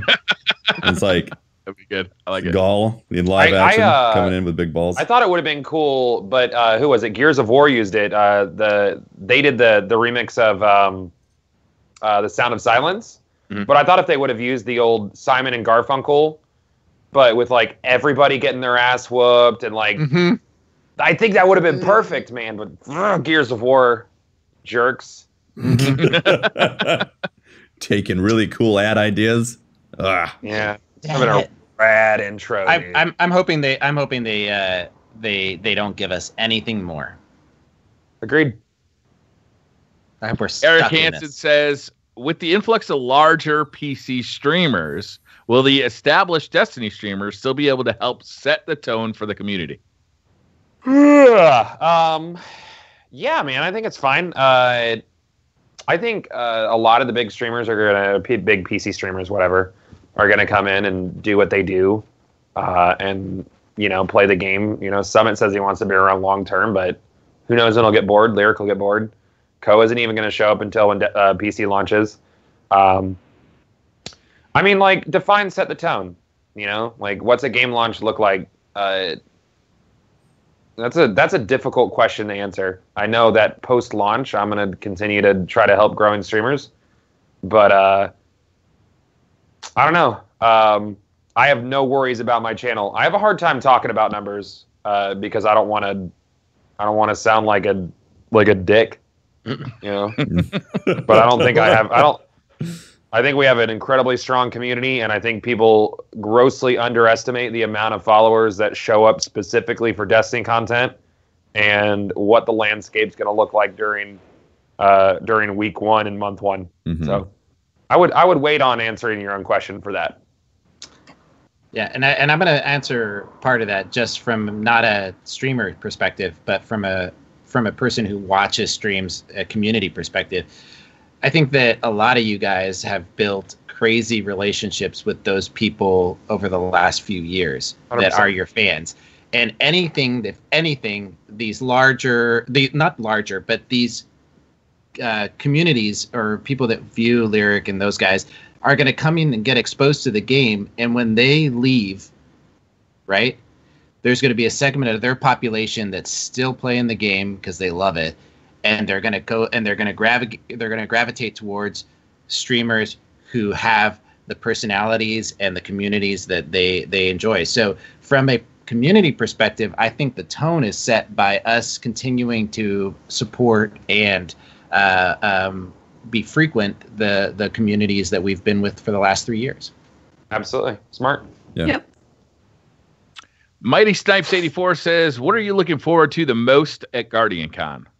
Hugging everybody. Yeah, that's everybody. That's what it is for me. Meeting everybody. Getting to hang out. It's out. Saying thank you to everybody for supporting us and putting us in this position. That's what it's all about. Like the whole time, I'm just trying not to cry because every time a young child is excited to see me, I'm just like, oh, why are you thanking me? Thank you. That's what it's all about. I'm excited to see Lady Desiree live. That'd be awesome. You know, the Cabal Stomp live. Are you kidding me? On the live main stage? That's going to be dope. It's going to be cool. Hell yeah. Although I think we're doing a podcast exactly opposite that time. So, Dream Ray ruined. Whitelaw says, "Will we ever see the hat return?" I think this one's specifically aimed at Goth. What was that? The hat return? No, Yeah. never. It makes my head Never? itchy, dude. Yeah, it makes my head itchy. Yeah. it's done. Ringo the Gun says, "What's your favorite way for your community to contact you? Twitter, Discord, Twitch, chat?" Twitter. Twitter's easiest. I mean, like, Twitch chat, I guess, is easy. But, Yeah, I mean, like, if I'm on Twitch, then yeah, Twitch. I read Twitter. every single tweet that's tweeted at me. I always read every single tweet. I don't miss any. I wake up in the morning. I read all the tweets I missed overnight. When I get off a stream, I read every tweet I've gotten. I don't respond to all of them, certainly, but I read every single tweet I ever get. Yeah, I think that goes for most people too. I mean, just because we don't necessarily hit a favorite or respond to every single one, we see every single tweet. Mm-hmm. Yeah, it's also a lot easier to like respond to something too because, you know, on YouTube comments, I can't respond to everything. I can't read everything. If I see a giant paragraph block of text, I'm like, I sorry, can't. No. Sure. But it's on Twitter. And it's got all 100. about how much of an asshole you are. always, yes. So when their response is limited to, you know, How have you 100 put plus so much thought characters. into what an asshole I am? I haven't put that much thought into it. That's why they're telling you.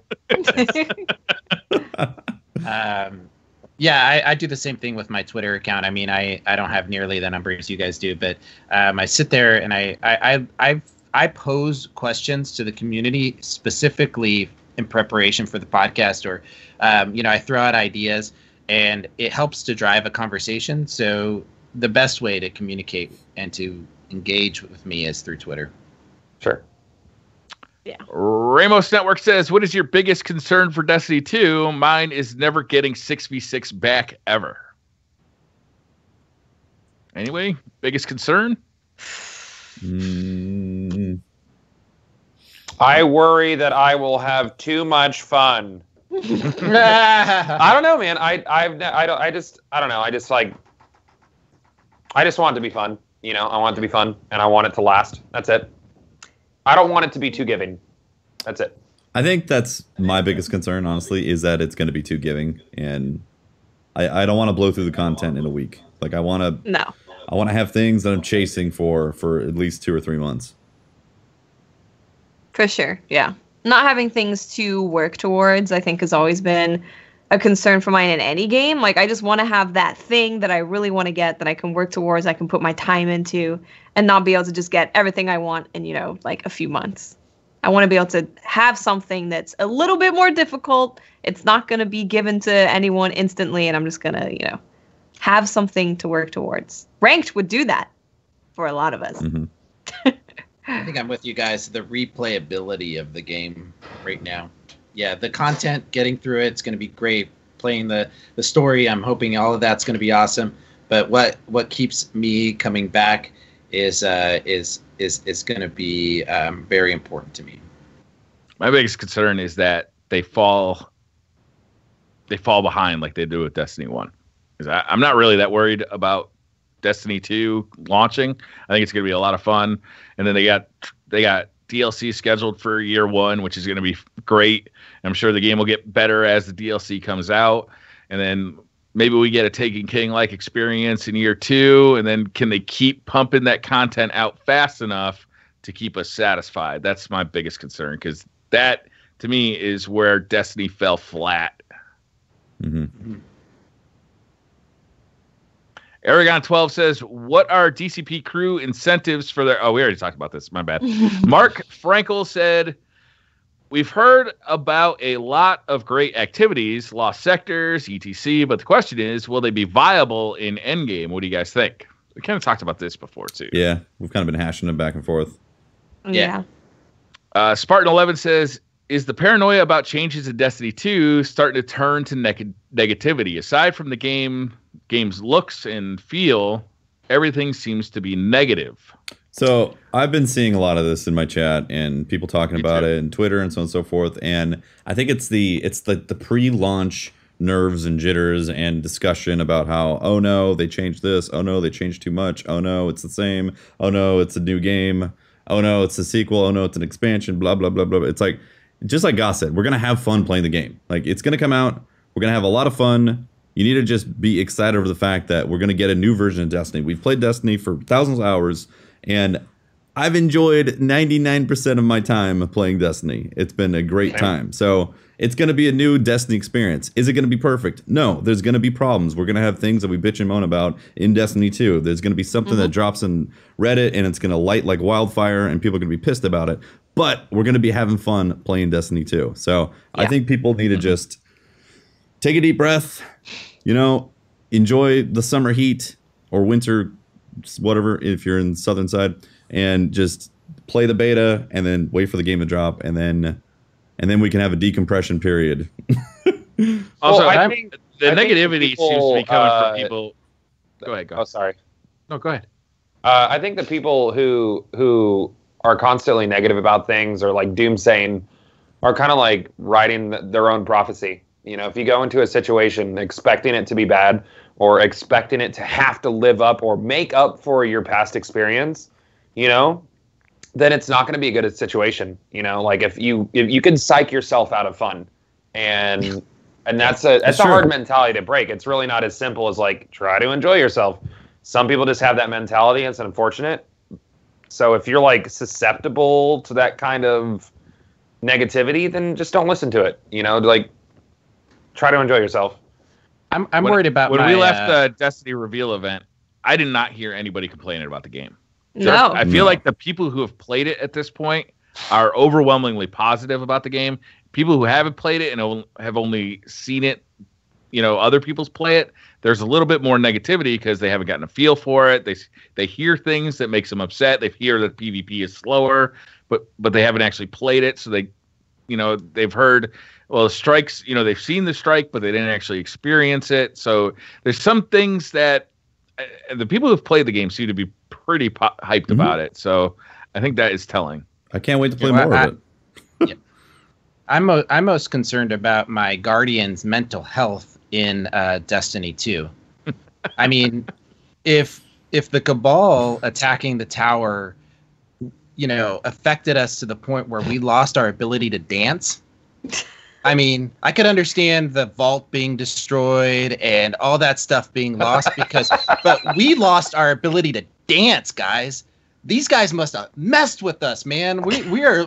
It's like Footloose all over again. I mean, exactly. We forgot how to dance, man, and we're gonna have to fight our way out of the city and learn what makes us Guardians. And I want to be the tiny dance again. I want to be able to do that. So how do I learn? Destiny 2 for me is how am I going to get my groove back, right? Getting your groove back. That's what I want to know. What do you mean back? I could dance, man. I could dance if I want to. I could leave this world behind. Anyway. Mr. Goodbite says, what would you guys... hold on a second. I got to read this again because I think I can interpret what I'm reading. It says Guardian have fun if... What would you guys have done if Guardian Con and the beta happened at the same time? Oh, Jesus. What ifs? I would have found, thankfully I'm staying at an Airbnb that has internet access, so I would have gone to GameStop, bought a PS4, and then since my friend owns the Airbnb, that Airbnb would now have a PlayStation 4 at the end of it. But I'd probably... I think that Airbnb would own... five PlayStations at the end of it. I brought my PlayStation to the reveal event just in case. That must have been a real concern of yours, though, Goth, right? I was never concerned that it would happen at the same time. I mean, we booked these dates before we even knew Destiny 2 was launched. Mm-hmm. Going into this year, like it was seriously like, all right, if Destiny 2 doesn't happen, Con's in trouble. We're not going to raise as much money for charity this year, and those are the things I worried about. Like I was concerned about if there's not a major sequel coming, how is that going to affect how much money we're going to be able to raise for charity, and will we be able to continue this convention? And those answers are blurry. But my concern was never if a beta happens, what's going to happen. Right. Because frankly, Bungie knows where the largest portion of their free advertising comes from. And I don't think that there's a world, and this might be arrogant of me, but I don't think there's a world where they would have planned a beta that they would have risked not having their freest and most visible form of advertising be absent for. So I was never worried about it. I just never was. Not So Creative says, what will be the very first thing you do in Destiny 2? Get creative. Personally, I will go around snapping photos of the beautiful worlds. I just want to dance with my pole, man. That's all I want to do. Maybe I'll take some pictures of fire teammate with a sparrow. Do you think you'll be able to turn off your HUD initially in D2? Was that an option? Did you guys see that? We didn't even have settings. They didn't give us the settings in there. I'll look through. I think Dado put out a video on what was available in the PC. Music. Video. Can we turn off game music like at the launch of D1? You couldn't turn off game music. And will we be able to turn off our HUDs, which is like less important to me personally, but I want it to be there. Let me look through Dado's video. I'll go find it. Okay. Yeah. Sebastian Gutierrez says, keep asking this one. I hope it makes the cut. Do you think double XP weekend type thing would work in Destiny 2, and how? I don't see that working in Destiny 2. I could see something where maybe they do a free-to-play weekend. No, just to here's what they get people in. This would make people very excited if they had a double engram weekend where the drops were doubly aggressive in the open world or something. Like, hey, you go to Titan, and in that place, drops are double what they are this weekend. Like that would definitely get people excited. Do we know if 3 of Coins are back? No. No idea. Well, that would dictate that. I think 3 of Coins killed Zur. Sorry. Let's hope it goes away. Yeah. Well, I hope it goes away. I think the game's much more interesting without 3 of Coins. Mm-hmm. Well, something that's interesting that they did talk about is that they were trying to make loot more predictive. So if you saw a captain, for example, a yellow bar captain, you know that that captain, if you kill them, is probably going to drop a legendary, right, or something like that. They're trying to make. I mean, major like. Right. So right now it's not. Drop loot, sure. Right. Right now it's not like that. Right. It's just you could kill anything and get something. So predictive loot is really a way that they could do that. So every loot item for yellow bar or red bar captains or escalator jump 1 level, right, for that weekend. That's how they could offer that kind of increased loot drop status, right, if they were able to do that. From everything that I've heard from like the developer interviews, it seems like they want exotics to be very easy to get. Now, if that means 3 of Coins are saying, I don't know, but hopefully it just means that whatever avenues there are, there's just less RNG involved. I think it was Mark Noseworthy said something about they don't want exotics to be like this unbelievably rare thing. They want it to be a unique thing. Like the exotic itself is a unique thing, but it's not like the equivalent of Thunder Fury and WoW. Well, sure, but I feel like they hit that nail on the head in year 1. Honestly, yeah. A lot of the activities you could I felt like you got exotics a lot more from the Nightfall, which made it more desirable. But I thought with the inclusion of 3 of Coins, they became mundane. I think they need to be rare to be interesting. I don't think so. I just don't like the 3 of Coins way of getting stuff. It was way more exciting. Feels like a chore. Yeah, it was more exciting. It made you feel better when you saw that drop at the end of a PvP match, or you see it pop up in the chat, and you're like, oh my god, that's crazy. Instead of getting an engram and turning it in and getting something. Yeah. I just think it made it more exciting.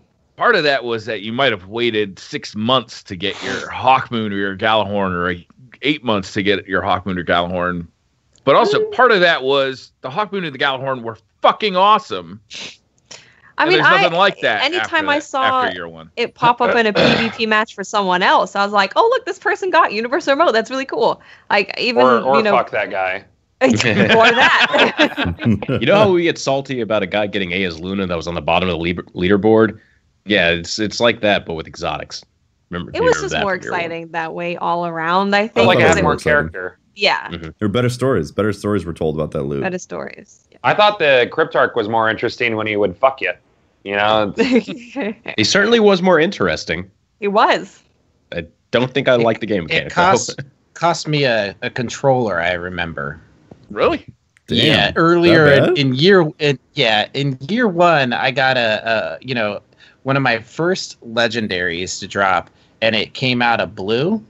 I twisted my controller because I was so excited to go back to the tower, and he decrypted a blue, and I'm like, snap.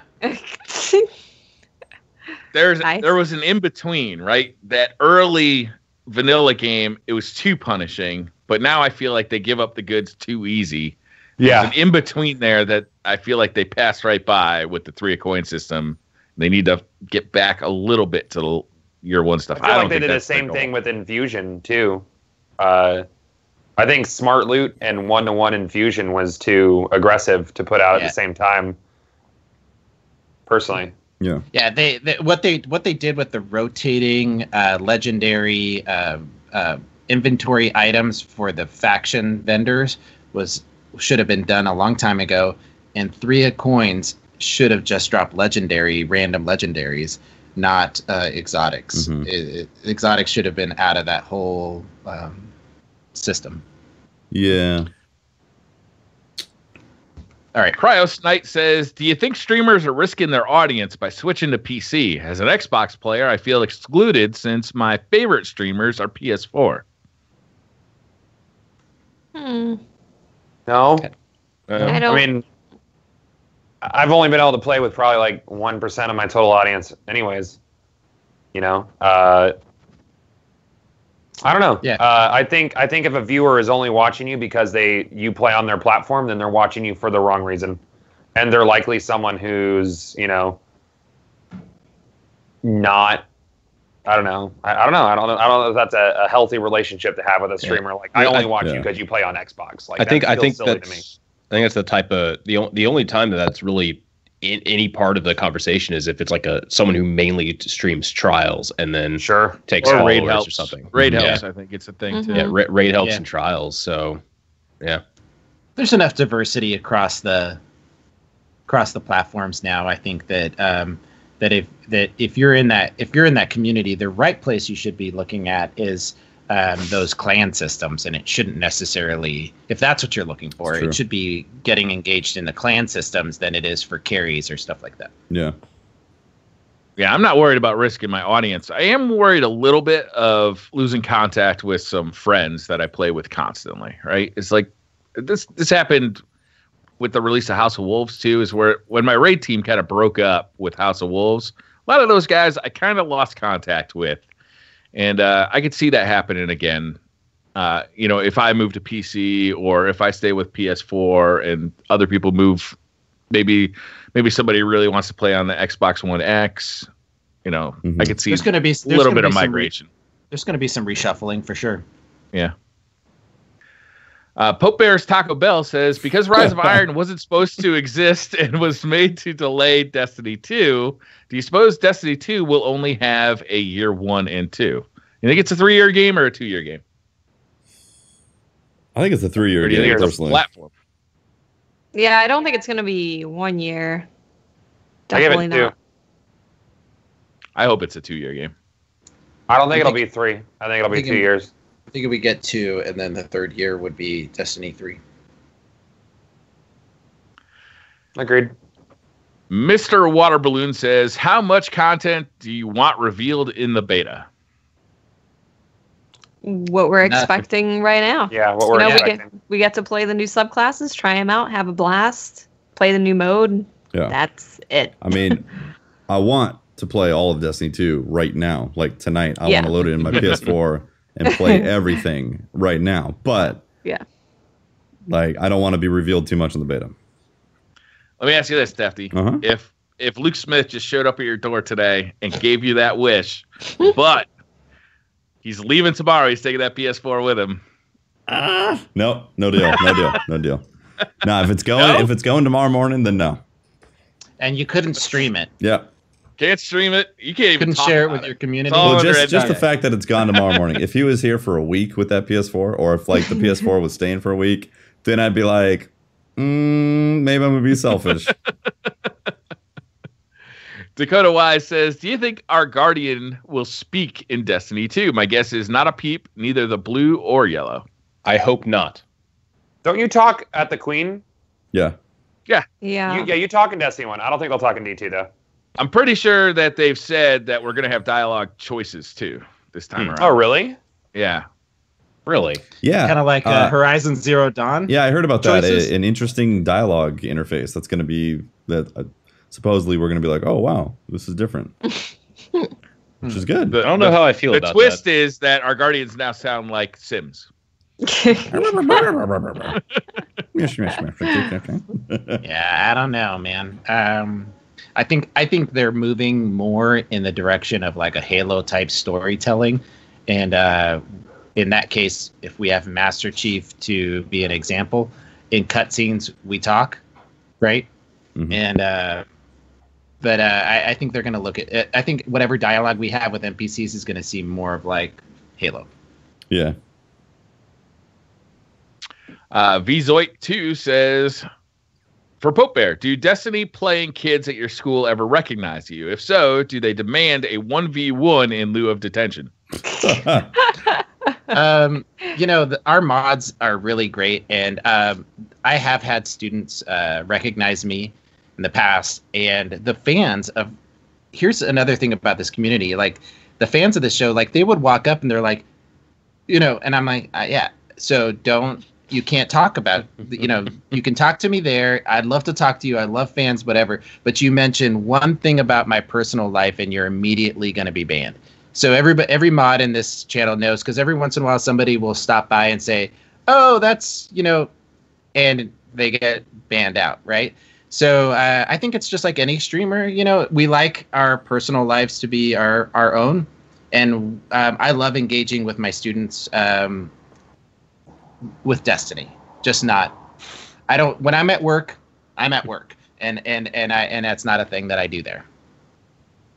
But yeah, I do get recognized, and it's fun. It's fun when it happens, though. Joe says, with the quest page being removed, how do you think quests will work?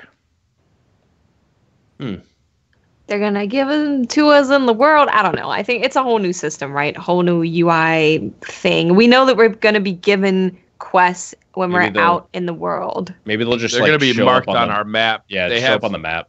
Yeah, they have indicated that they'll be marked on the map. Yeah, and that the map will always indicate where you should be going next. Think about how cool it's going to be. You're going to be able to pull up a map when you're in the middle of like a patrol. Essentially, you can't do that right now, and it's really awkward. It's like living in the future. A map. I know. Next, they're going to give us GPS. There's a records tab. I'm going to get a TomTom on my Sparrow. It's funny thinking about it, because we've practically memorized patrols, but in the past, you had to go to a website and be like, yeah, where is that place? And look it up and be like, oh, it's right. Oh, okay. Yeah, I know that spot. And now we're going to have a map. That's great. Sentinel White Guy says, for everyone, what is your favorite moment that happened on a stream before? Mine is completing King's Fall with, I'm not going to tell it because it involves me, but what's your favorite moment on a stream? It's a lot of hours. It's a lot of hours, yeah. And that's a lot of awesome moments, actually. I can tell you that one of my favorite moments was I was doing a stream with Deej and Rob Adams, and we were doing a ride along of the Cosmodrome on Bungie's Twitch page, and it was one of the first ride alongs they had done. And so I just remember being so nervous about it, and going through that, I will never forget it. It was the greatest experience, was just to go to all these places and hear Rob Adams, who was the world lead, discuss all the artwork and the decisions behind crafting the game. it just blew my mind, and it made me fall in love with this game even more. I remember I have tons of moments. I mean, being a streamer, you have lots of moments, but there is one that stood out when I had recently moved and I was playing Dark Souls. There's a boss in Dark Souls 1. I think it's the DLC. I think it's called Manus. Maybe it's not DLC, but no, actually it is. Yeah, it's the DLC for Dark Souls. And Manus, he's a really difficult boss. This is my first time playing him, and I was getting super salty. At one point, I threw the controller. I never throw controllers on stream like that. I just usually don't get to that level of salt. And it was probably 2 or 3 hours in, and then finally, I was like, you know what? I'm just gonna coach the boss into killing me. So every time I dodged and the boss missed me, or Manus missed a hit, I was like, it's okay. You'll get me next time. You can do it again. Just try again. Just try harder. You can do it. Come on. Come on. You can kill me. You can do this. And then I beat the boss, like literally doing that. And I had a pounding headache because I was just like super angry, but like also stressed out. And I was like, I can't believe I beat this boss, guys. It's quite a moment for me, honestly. I think my wife playing my Mario Maker levels probably the hardest I've ever laughed on stream. It was a good time. How much does she engage in your Twitch life? I know she's on Twitter, and I try not to make it like a regular thing, and she's not a broadcaster, so hiding when she's in a bad mood or something like that, or changing the dialogue is difficult for her. So I don't know. She's around every once in a while. I think she's like a cameo character on a sitcom. She's not a constant presence. She's not a main character, but she's always in the background. It's like, oh hey, yay, and it's it's special. Yeah. Not all the time. I think it's actually an Overwatch moment when I was trying to get my first Zenyatta play of the game. It took me like about 25 hours of playtime before I finally got a play of the game with Zenyatta. And I'm still trying to get one with Anna now, which seems to be significantly more difficult. That's a small, very small thing, I guess. I'm going to pick someone else's stream that was just the most hilarious thing. When Crafty was taking his parents in trials, was so funny. His mom is the best. It was one of those really cool moments where they had no clue what they were doing and everyone was just laughing, and it was just such a good time. Everyone was having a good time. It was awesome. For me, it was back in the Planet Destiny days when we used to stream on Planet Destiny. I hadn't actually streamed on Planet Destiny yet, and I felt like I was getting a lot of pressure to do so. And I had streamed before, but in front of like 0 or 1 people. And the Planet Destiny stream, it was 500-600 people, and I was super fucking nervous. So it was like, I don't know, within the first hour, all of a sudden I start telling this story about how I almost burnt down a Staples with a Pop-Tart. And like chat just was having fun with it. They were making fun of me, and it gave me a chance to like become comfortable with chat. And it was still a very long learning experience after that, getting comfortable with chat. But it was like that was the first moment where I got to have fun on stream, and it'll stand out. Nice.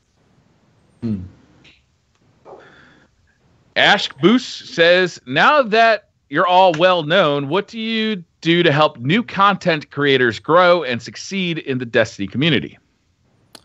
I raid new people a lot. Like when I finish a stream, I sometimes I'll raid regulars, but like more often than not, I'll definitely try to have a look at people who are trying to grow or in the bottom of the playlist, or not bottom, but like like that are up and comers, and raid people. Sometimes it works, sometimes it doesn't. It's I think like I learned that from Goth actually, because you guys talked about how when you came over from the Borderlands directory, you wanted to do things differently, like because it was kind of a closed off thing in the Borderlands directory, and so you guys decided to be very open about it. And I thought that was a great way to approach it, and I think there is no other option. Honestly, it's like help other people grow and you grow as well. Yeah, I mean, it's like the truest and most honest pyramid scheme. You know, like it was always my mentality that if everybody grows, and Twitch is such a in the moment, stay relevant thing, and it's really impossible for you to lose your relevancy if you've created a support system around you of people that are thankful for your help. You know, because at the end of the day, there will be a time where I need help. Or there'll be a time where things are slow and we need each other to remain relevant. And that's exactly what's happened in the Destiny directory. By Twitch logic, the Destiny directory shouldn't do the numbers it does still. You know, 3 years into a cycle, 2 years of barely any content. So, I mean, I'm constantly looking for new streamers to help out. People that help themselves first and don't ask for help, you know. That's usually if someone comes at me and they're like, really obviously just trying to be self-serving, then I don't even pay attention. I like to make videos where I feature people that I just kind of randomly see. Like if I see an awesome Axis cosplay on Twitter, I'll put it in a video. Or if I see somebody doing a cool rap, like a Destiny rap, I'll just take 10 seconds of their video, unapologetically, put it in and just, here's a link to their YouTube channel. Here's who they were. Go watch the whole video. You know, I just think that because I got entertainment value out of it, I like sharing it. I think one of the ways that we do that as a podcast is I try to structure. I'm usually the one that goes out and tries to grab guests for the podcast. And fortunately, we're in a position where, you know, there's so many good content creators for Destiny. What I try to do is break out the month where we have established streamers and I try to bring in people that are coming up. Right. And so we give them a platform to be introduced to our audience. And I also retweet their stuff. You know, if they're going live, I'll push them out live. And I also make, I try to introduce people. I make introductions based on people's personality types. I will kind of work behind the scenes and say, hey, why don't you guys should really like hang out. And then sometimes that really works out well. And that's what I do. That's kind of the vision that I have. Support the people that are really positive and then don't support the people that are negative. That's how you make a good community. That's the biggest thing for me is I will always go and raid people who I know is super positive, awesome people. You know, 2 viewers, 5 viewers, 200 viewers, it doesn't matter. If I know that they are positive people, then I want my community to get to know them. I want us to share communities. I want us to all grow together and have all the positive people doing amazing on Twitch. Yeah. Yeah, you want to support the people who are like mentality, you know, especially if you're trying to chase positivity. Yeah. Absolutely. Yep. Looking out for the viewers too. I mean, you don't want to dump them into some place that's negative and toxic. Yeah. Yeah. You don't want to take the people who like watching you for whatever reason and dump them somewhere where it's like it doesn't make sense. You know.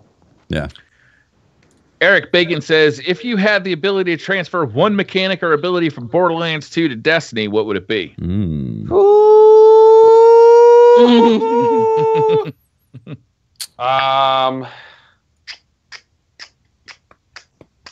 One character or ability? Is that what it said? One mechanic or ability. Oh, one mechanic or ability. Crap. Shoot, I don't know, man. I got mine. That's tough. Can I call Mr. Torg a mechanic and just go with that? Yes, Presence of Torg. Presence of Torg would be so good. Take that. What I would love about Borderlands, that if they could put it into Destiny, is actually having like the manufacturer type of concept where there's different manufacturer components for the guns that actually make the stats that happen in a way the gun drops. Like if they had something like that in Destiny, where if you did drop an Eyes Luna, but you could see that the barrel was a different type of barrel, something like that, just by looking at it, I think would be sick. I would love that. So that'd be cool. Great. But then, you know, what about that moment where it drops and you're like closing your eyes, hovering over the AS Luna, and then you see rangefinder, you're like, oh, and then you're like, oh. Well, I mean, like, okay, actually, it still exists because you'd know the parts. Yeah, like what I would like is actually to see rangefinder on it, to be able to identify Eyes Luna by the look of it and be like, oh, I can see the rangefinder attachment on it, and it's got reactive reload in the in the grip and all that, and maybe some other stats that actually affect it visually and all that. That's I think that'd be awesome. That would be cool. Is having better writing that allows me to, become more interested in a character's development, say when they also die and everything, a game mechanic? I'll allow it. Okay, I would like to have I would like to have more of that, which hopefully we will. Yeah, it seems like we're getting there. Oh yeah. Build the world I loved more. In playing Borderlands. I'm not as big a fan as you guys are, but I played through the Borderlands series. When they introduced a new character and they had that splash screen, where there was like this cinematic, that was cool. That was really cool. Mm-hmm. Yeah, they did their opening cinematics really well. Yeah, I don't want to have to. I don't want to have to delve into the grimoire to figure out if I should have cared if this character happens to die during the story or something like that. I want to talk about a controversy of the last month that I could be less interested in is the disappearance of the grimoire. But for some people, it means a lot. But they're putting it in the game. You're gonna discover all the cool stuff in the game, not outside the game. In the game. Let's do it in the game. Snow White Terror says, if your life was a movie, who would be the director? Oof. I've been asked this question before, and I'm going to go with the Coen brothers. Oh, great answer. Damn. Who are the guys that just got fired from Star Wars who did Flash? I don't know.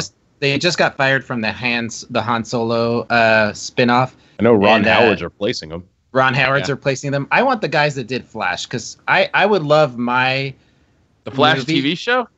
Yeah, the Flash series. Yeah, oh. I love their comedic style, and I would love for my movie to have people to break out into song for whatever reason, and there to be hire a Bollywood director for that. That's true. There you go. Just spontaneous. You're in a coffee shop, and all of a sudden everybody starts dancing. I like it. Probably David Fincher, if anything, because I'm a huge fan of his cinematography. I mean, I don't feel like I watch enough movies to have an opinion on this. I don't really know directors. Yeah. I just know that Quentin Tarantino could make me look like a badass. So I'm gonna go. I definitely would not want to live in a Quentin Tarantino movie. Oh, but it would be. I would look really cool though. It would be terrifying, but I would look awesome. Did you see the sign on my lawn? Did you see the sign on my lawn? Okay, yeah. I still want to get that shot of the five of us slow walking down the street. No, we like need Reservoir to do that. Dogs. We'll have a lot more time at Guardian Con to do that than the Destiny thing. Tom Hinton says, would you rather face one Crota-sized Thrall or 100 Thrall-sized Crotas? Can they all summon Oversouls? I mean, it's a Crota. I feel like one Crota-sized Thrall would be easy to deal with. Oh, yeah. Imagine all those little Crotas with their little swords and their little Oversouls. That'd be devastating. Yeah. Pass. Although that would look hilarious, and I want a little baby Crota. I want to see what that looks like. Evan Meyer says, what are your preparations before a stream or podcast? None. I wake up and put clothes on. Clothes are good. Clothes are a good thing. Pot of coffee, eat something so I'm full, and press all the buttons on my stream deck to bring up everything for the stream. Swear at OBS for 20 minutes. Use XSplit. So go I don't have live. to swear at anything. Yeah, I usually do background research on the guests because I'm often the one that's doing the interviews. I make sure I have a little book that I have here that has all my notes from previous podcasts and things that are announcements and are upcoming stuff that I want to make sure that we get to. And yeah, that's what I do. I read Twitter questions. For the podcast, I just get the Twitter questions together, and then I try and organize them in a way that makes sense. I try and start with the serious stuff that involves the guests the most at the beginning, and it slowly moves into Destiny talk and then gets to silly talk. Right. Is that where we are right now? Briar? Silliness. Yeah, pretty much. Okay, good. Because I'm worried about Goth. He's I think 4 hours of him being dialed up to level 20. I just saw him down 2 beers. I think he's gonna start slipping under the table. Oh, I'm slipping, friend. I will say I like to eat some food before I stream. I don't want to be hungry when I start to stream. And, a little bath. Will you guys eat on stream? Not too often. I'll eat like a bar or something. I only have like a plate of food is awkward because I got a beard, and if anything gets on my beard, oh my god, it just drives me crazy. I like eating on stream. I don't mind it. Yeah, I don't mind. Better than getting off stream. I think it's crunchy, but I'll eat on stream if I'm hungry. Dossett says, do you get in the tub and then turn on the shower, or do you turn on the shower and then get in the tub? No, you turn on the shower, then get in the Yeah, I don't need a rude awakening.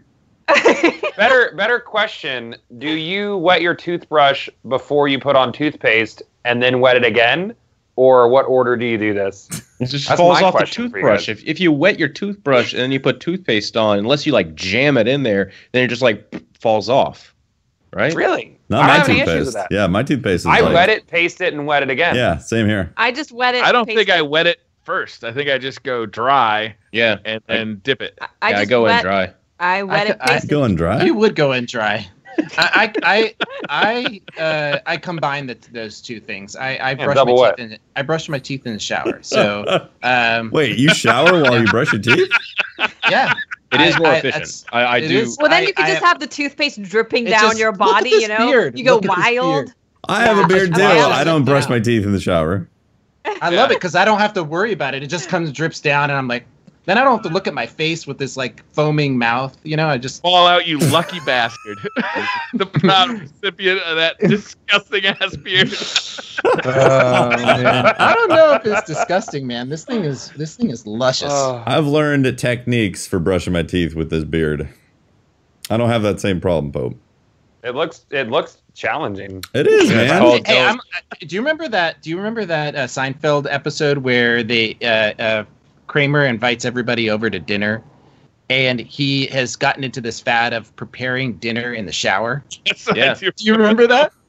Yeah. I am a lot like Kramer in that the most amount of things that I can pack into my shower experience, the happier I am. I have shower beers. I need to ask how that works with the shower beer and brushing teeth. Do you have the shower beer and then brush your teeth? You drink the beer. You know, as much as I can accomplish in the shower, the happier of a man I am. Goth, gotta bring orange to the equation. Does Goth prescribe to the gospel of shower beer? I love shower beer. Yeah, absolutely. Yeah, my wife got me a koozie, but it suctions onto the shower wall to hold my beer. Level shower beer. Yeah, that's a real product. Yeah, that exists. Yeah. Shower beer koozie, man. Yeah. Shower beer koozie. It's a thing. Shower beer koozie. God, there's it's only on two Amazon. more questions. Christopher says, since it's become a tradition by now, I would like to ask Goth what his favorite snake and drink is. Love the podcast. What? Wait for GC. What's your favorite snake and your favorite drink? My favorite snake? Yes. Mm-hmm. Yes. Yes. I don't think I have a favorite snake. I hate all snakes. No, I guess garden snakes because they're not biting me and they get rid of like things that shouldn't be in the garden. I guess. Useful snake. Very practical. I guess it's the most useful snake. And my favorite drink is, are we talking mixed drink or can I say beer? I'd say anything. I think you could say whatever. Yeah, no limits. It depends on, am I looking at water?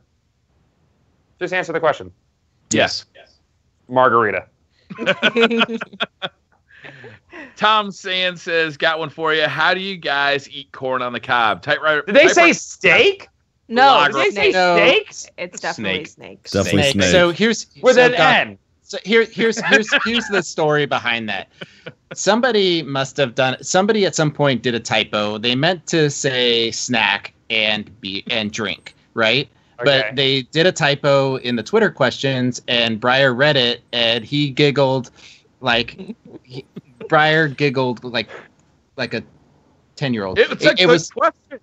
It was, and so he went with it, and he asks it to every guest. It's this best snake and drink. It's honestly really clever because if you said, what's your favorite drink and snake, then people would be like, oh, you mean snack, right? But when you say, what's your favorite snake and drink, then you're immediately like, snakes? Why am I?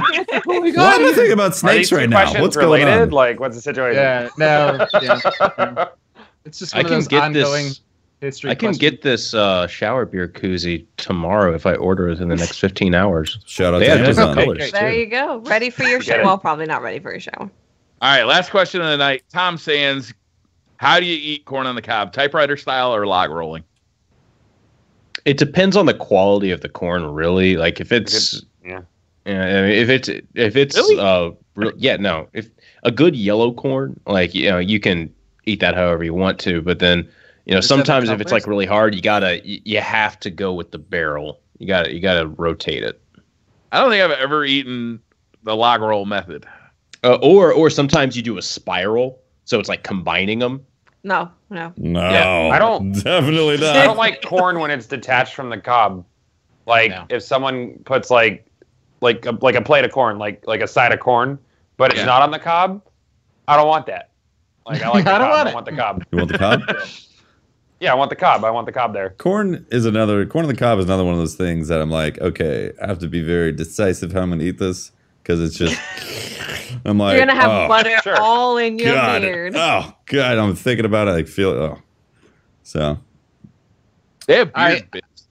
I like to get as messy as possible with mine. I cover it with butter and Taco Bell on it. and I put chili on it, butter and chili. Chili powder. Delicious. And I go across typewriter style. Have you ever met one of those monsters who puts mayonnaise on corn on the cob? Oh, I love it. No. What? I love it. Never have. Nope. Mayonnaise is delicious, man. And they have flavored mayonnaise. They have like chipotle mayonnaise, and they have all these different kinds of mayonnaise. You spread mayonnaise on it, and you cover it in aluminum foil and barbecue it. Man, that stuff is. Hey, how can we shit all over this spiral of carbs here? I know. How about 3 tablespoons of fat? Hey, don't knock mayo, because mayo and fries is next to godliness. Right, if it's been mixed with chipotle. If it's wasabi mayo. Yeah. We're done here. Now I want chipotle. Oh, thank you everyone for tuning in to the 38th episode of the Destiny Community Podcast. I'm just going to slowly end this one right now. Thanks for tuning in. We will see you all. Actually, we will not see you next week because we're all going to be traveling to Guardian Con. We'll be on the Guardian Con live stream for 4 hours on Wednesday night, and then we'll be doing a live podcast on Saturday. Right. Boom. And we'll be doing another thing on Friday. You're getting more, not less. More. That's Lots right. more. Yeah. Just not on Thursday. Thursday we are going to be hosting the. After I absolutely show up, we're going to be hosting Guardian Con's channel. Yep. Wednesday. All right. All right. Thank you all for tuning in. If you want to find more of me, I am at Holtzmann_YT on Twitter, where you can find me making wonderful segues into ad reads. I'm Briar Rabbit. You can find me on Twitter at the Briar Rabbit, on YouTube or Twitch. Just look for Briar Rabbit, and I'll be eating some shower corn. I think that's where the line is drawn. I was actually going to bring it up. I was be like, okay, shower beer, and what about shower corn? Is this a possibility? Good work. Yeah. But that corn cob, after you're done, never mind. I am Tefty Teft. You can talk to me at Teft on Twitter, where I do actually read every single Twitter tweet, but I just don't respond to everything. You can catch my streams at 6 p.m. Pacific time on twitch.tv/Tefty Teft, and I have a YouTube channel as well. Great. Thanks. And I'm Miss 5000 Watts. You can find me on Twitter, Twitch, and the YouTubes at Miss 5000 Watts. Is that me next? No. Yes, sir. Sure. I'm Gothalion. You can find me Gothalion on Twitter, King Gothalion on Twitch and YouTube. though I never upload anymore because LOL YouTube. And this has been Pope Bear. You can find me on Twitter at Pope Bear, or and all these guys' Twitch channels. Remember, we have lots of events coming up. Make sure to follow us on the Destiny Community Podcast Twitter at DestinyCompod. We will be announcing all of our events and live tweeting from GuardianCon. Next week, we are on Wednesday live stream, and Friday, we're going to be doing something at Twitch Broadcast Theater at GuardianCon, and Saturday, we are going to be doing a live podcast at different times. So make sure to follow us on Twitter to get all the dates and times. Woo! Bam. Woo!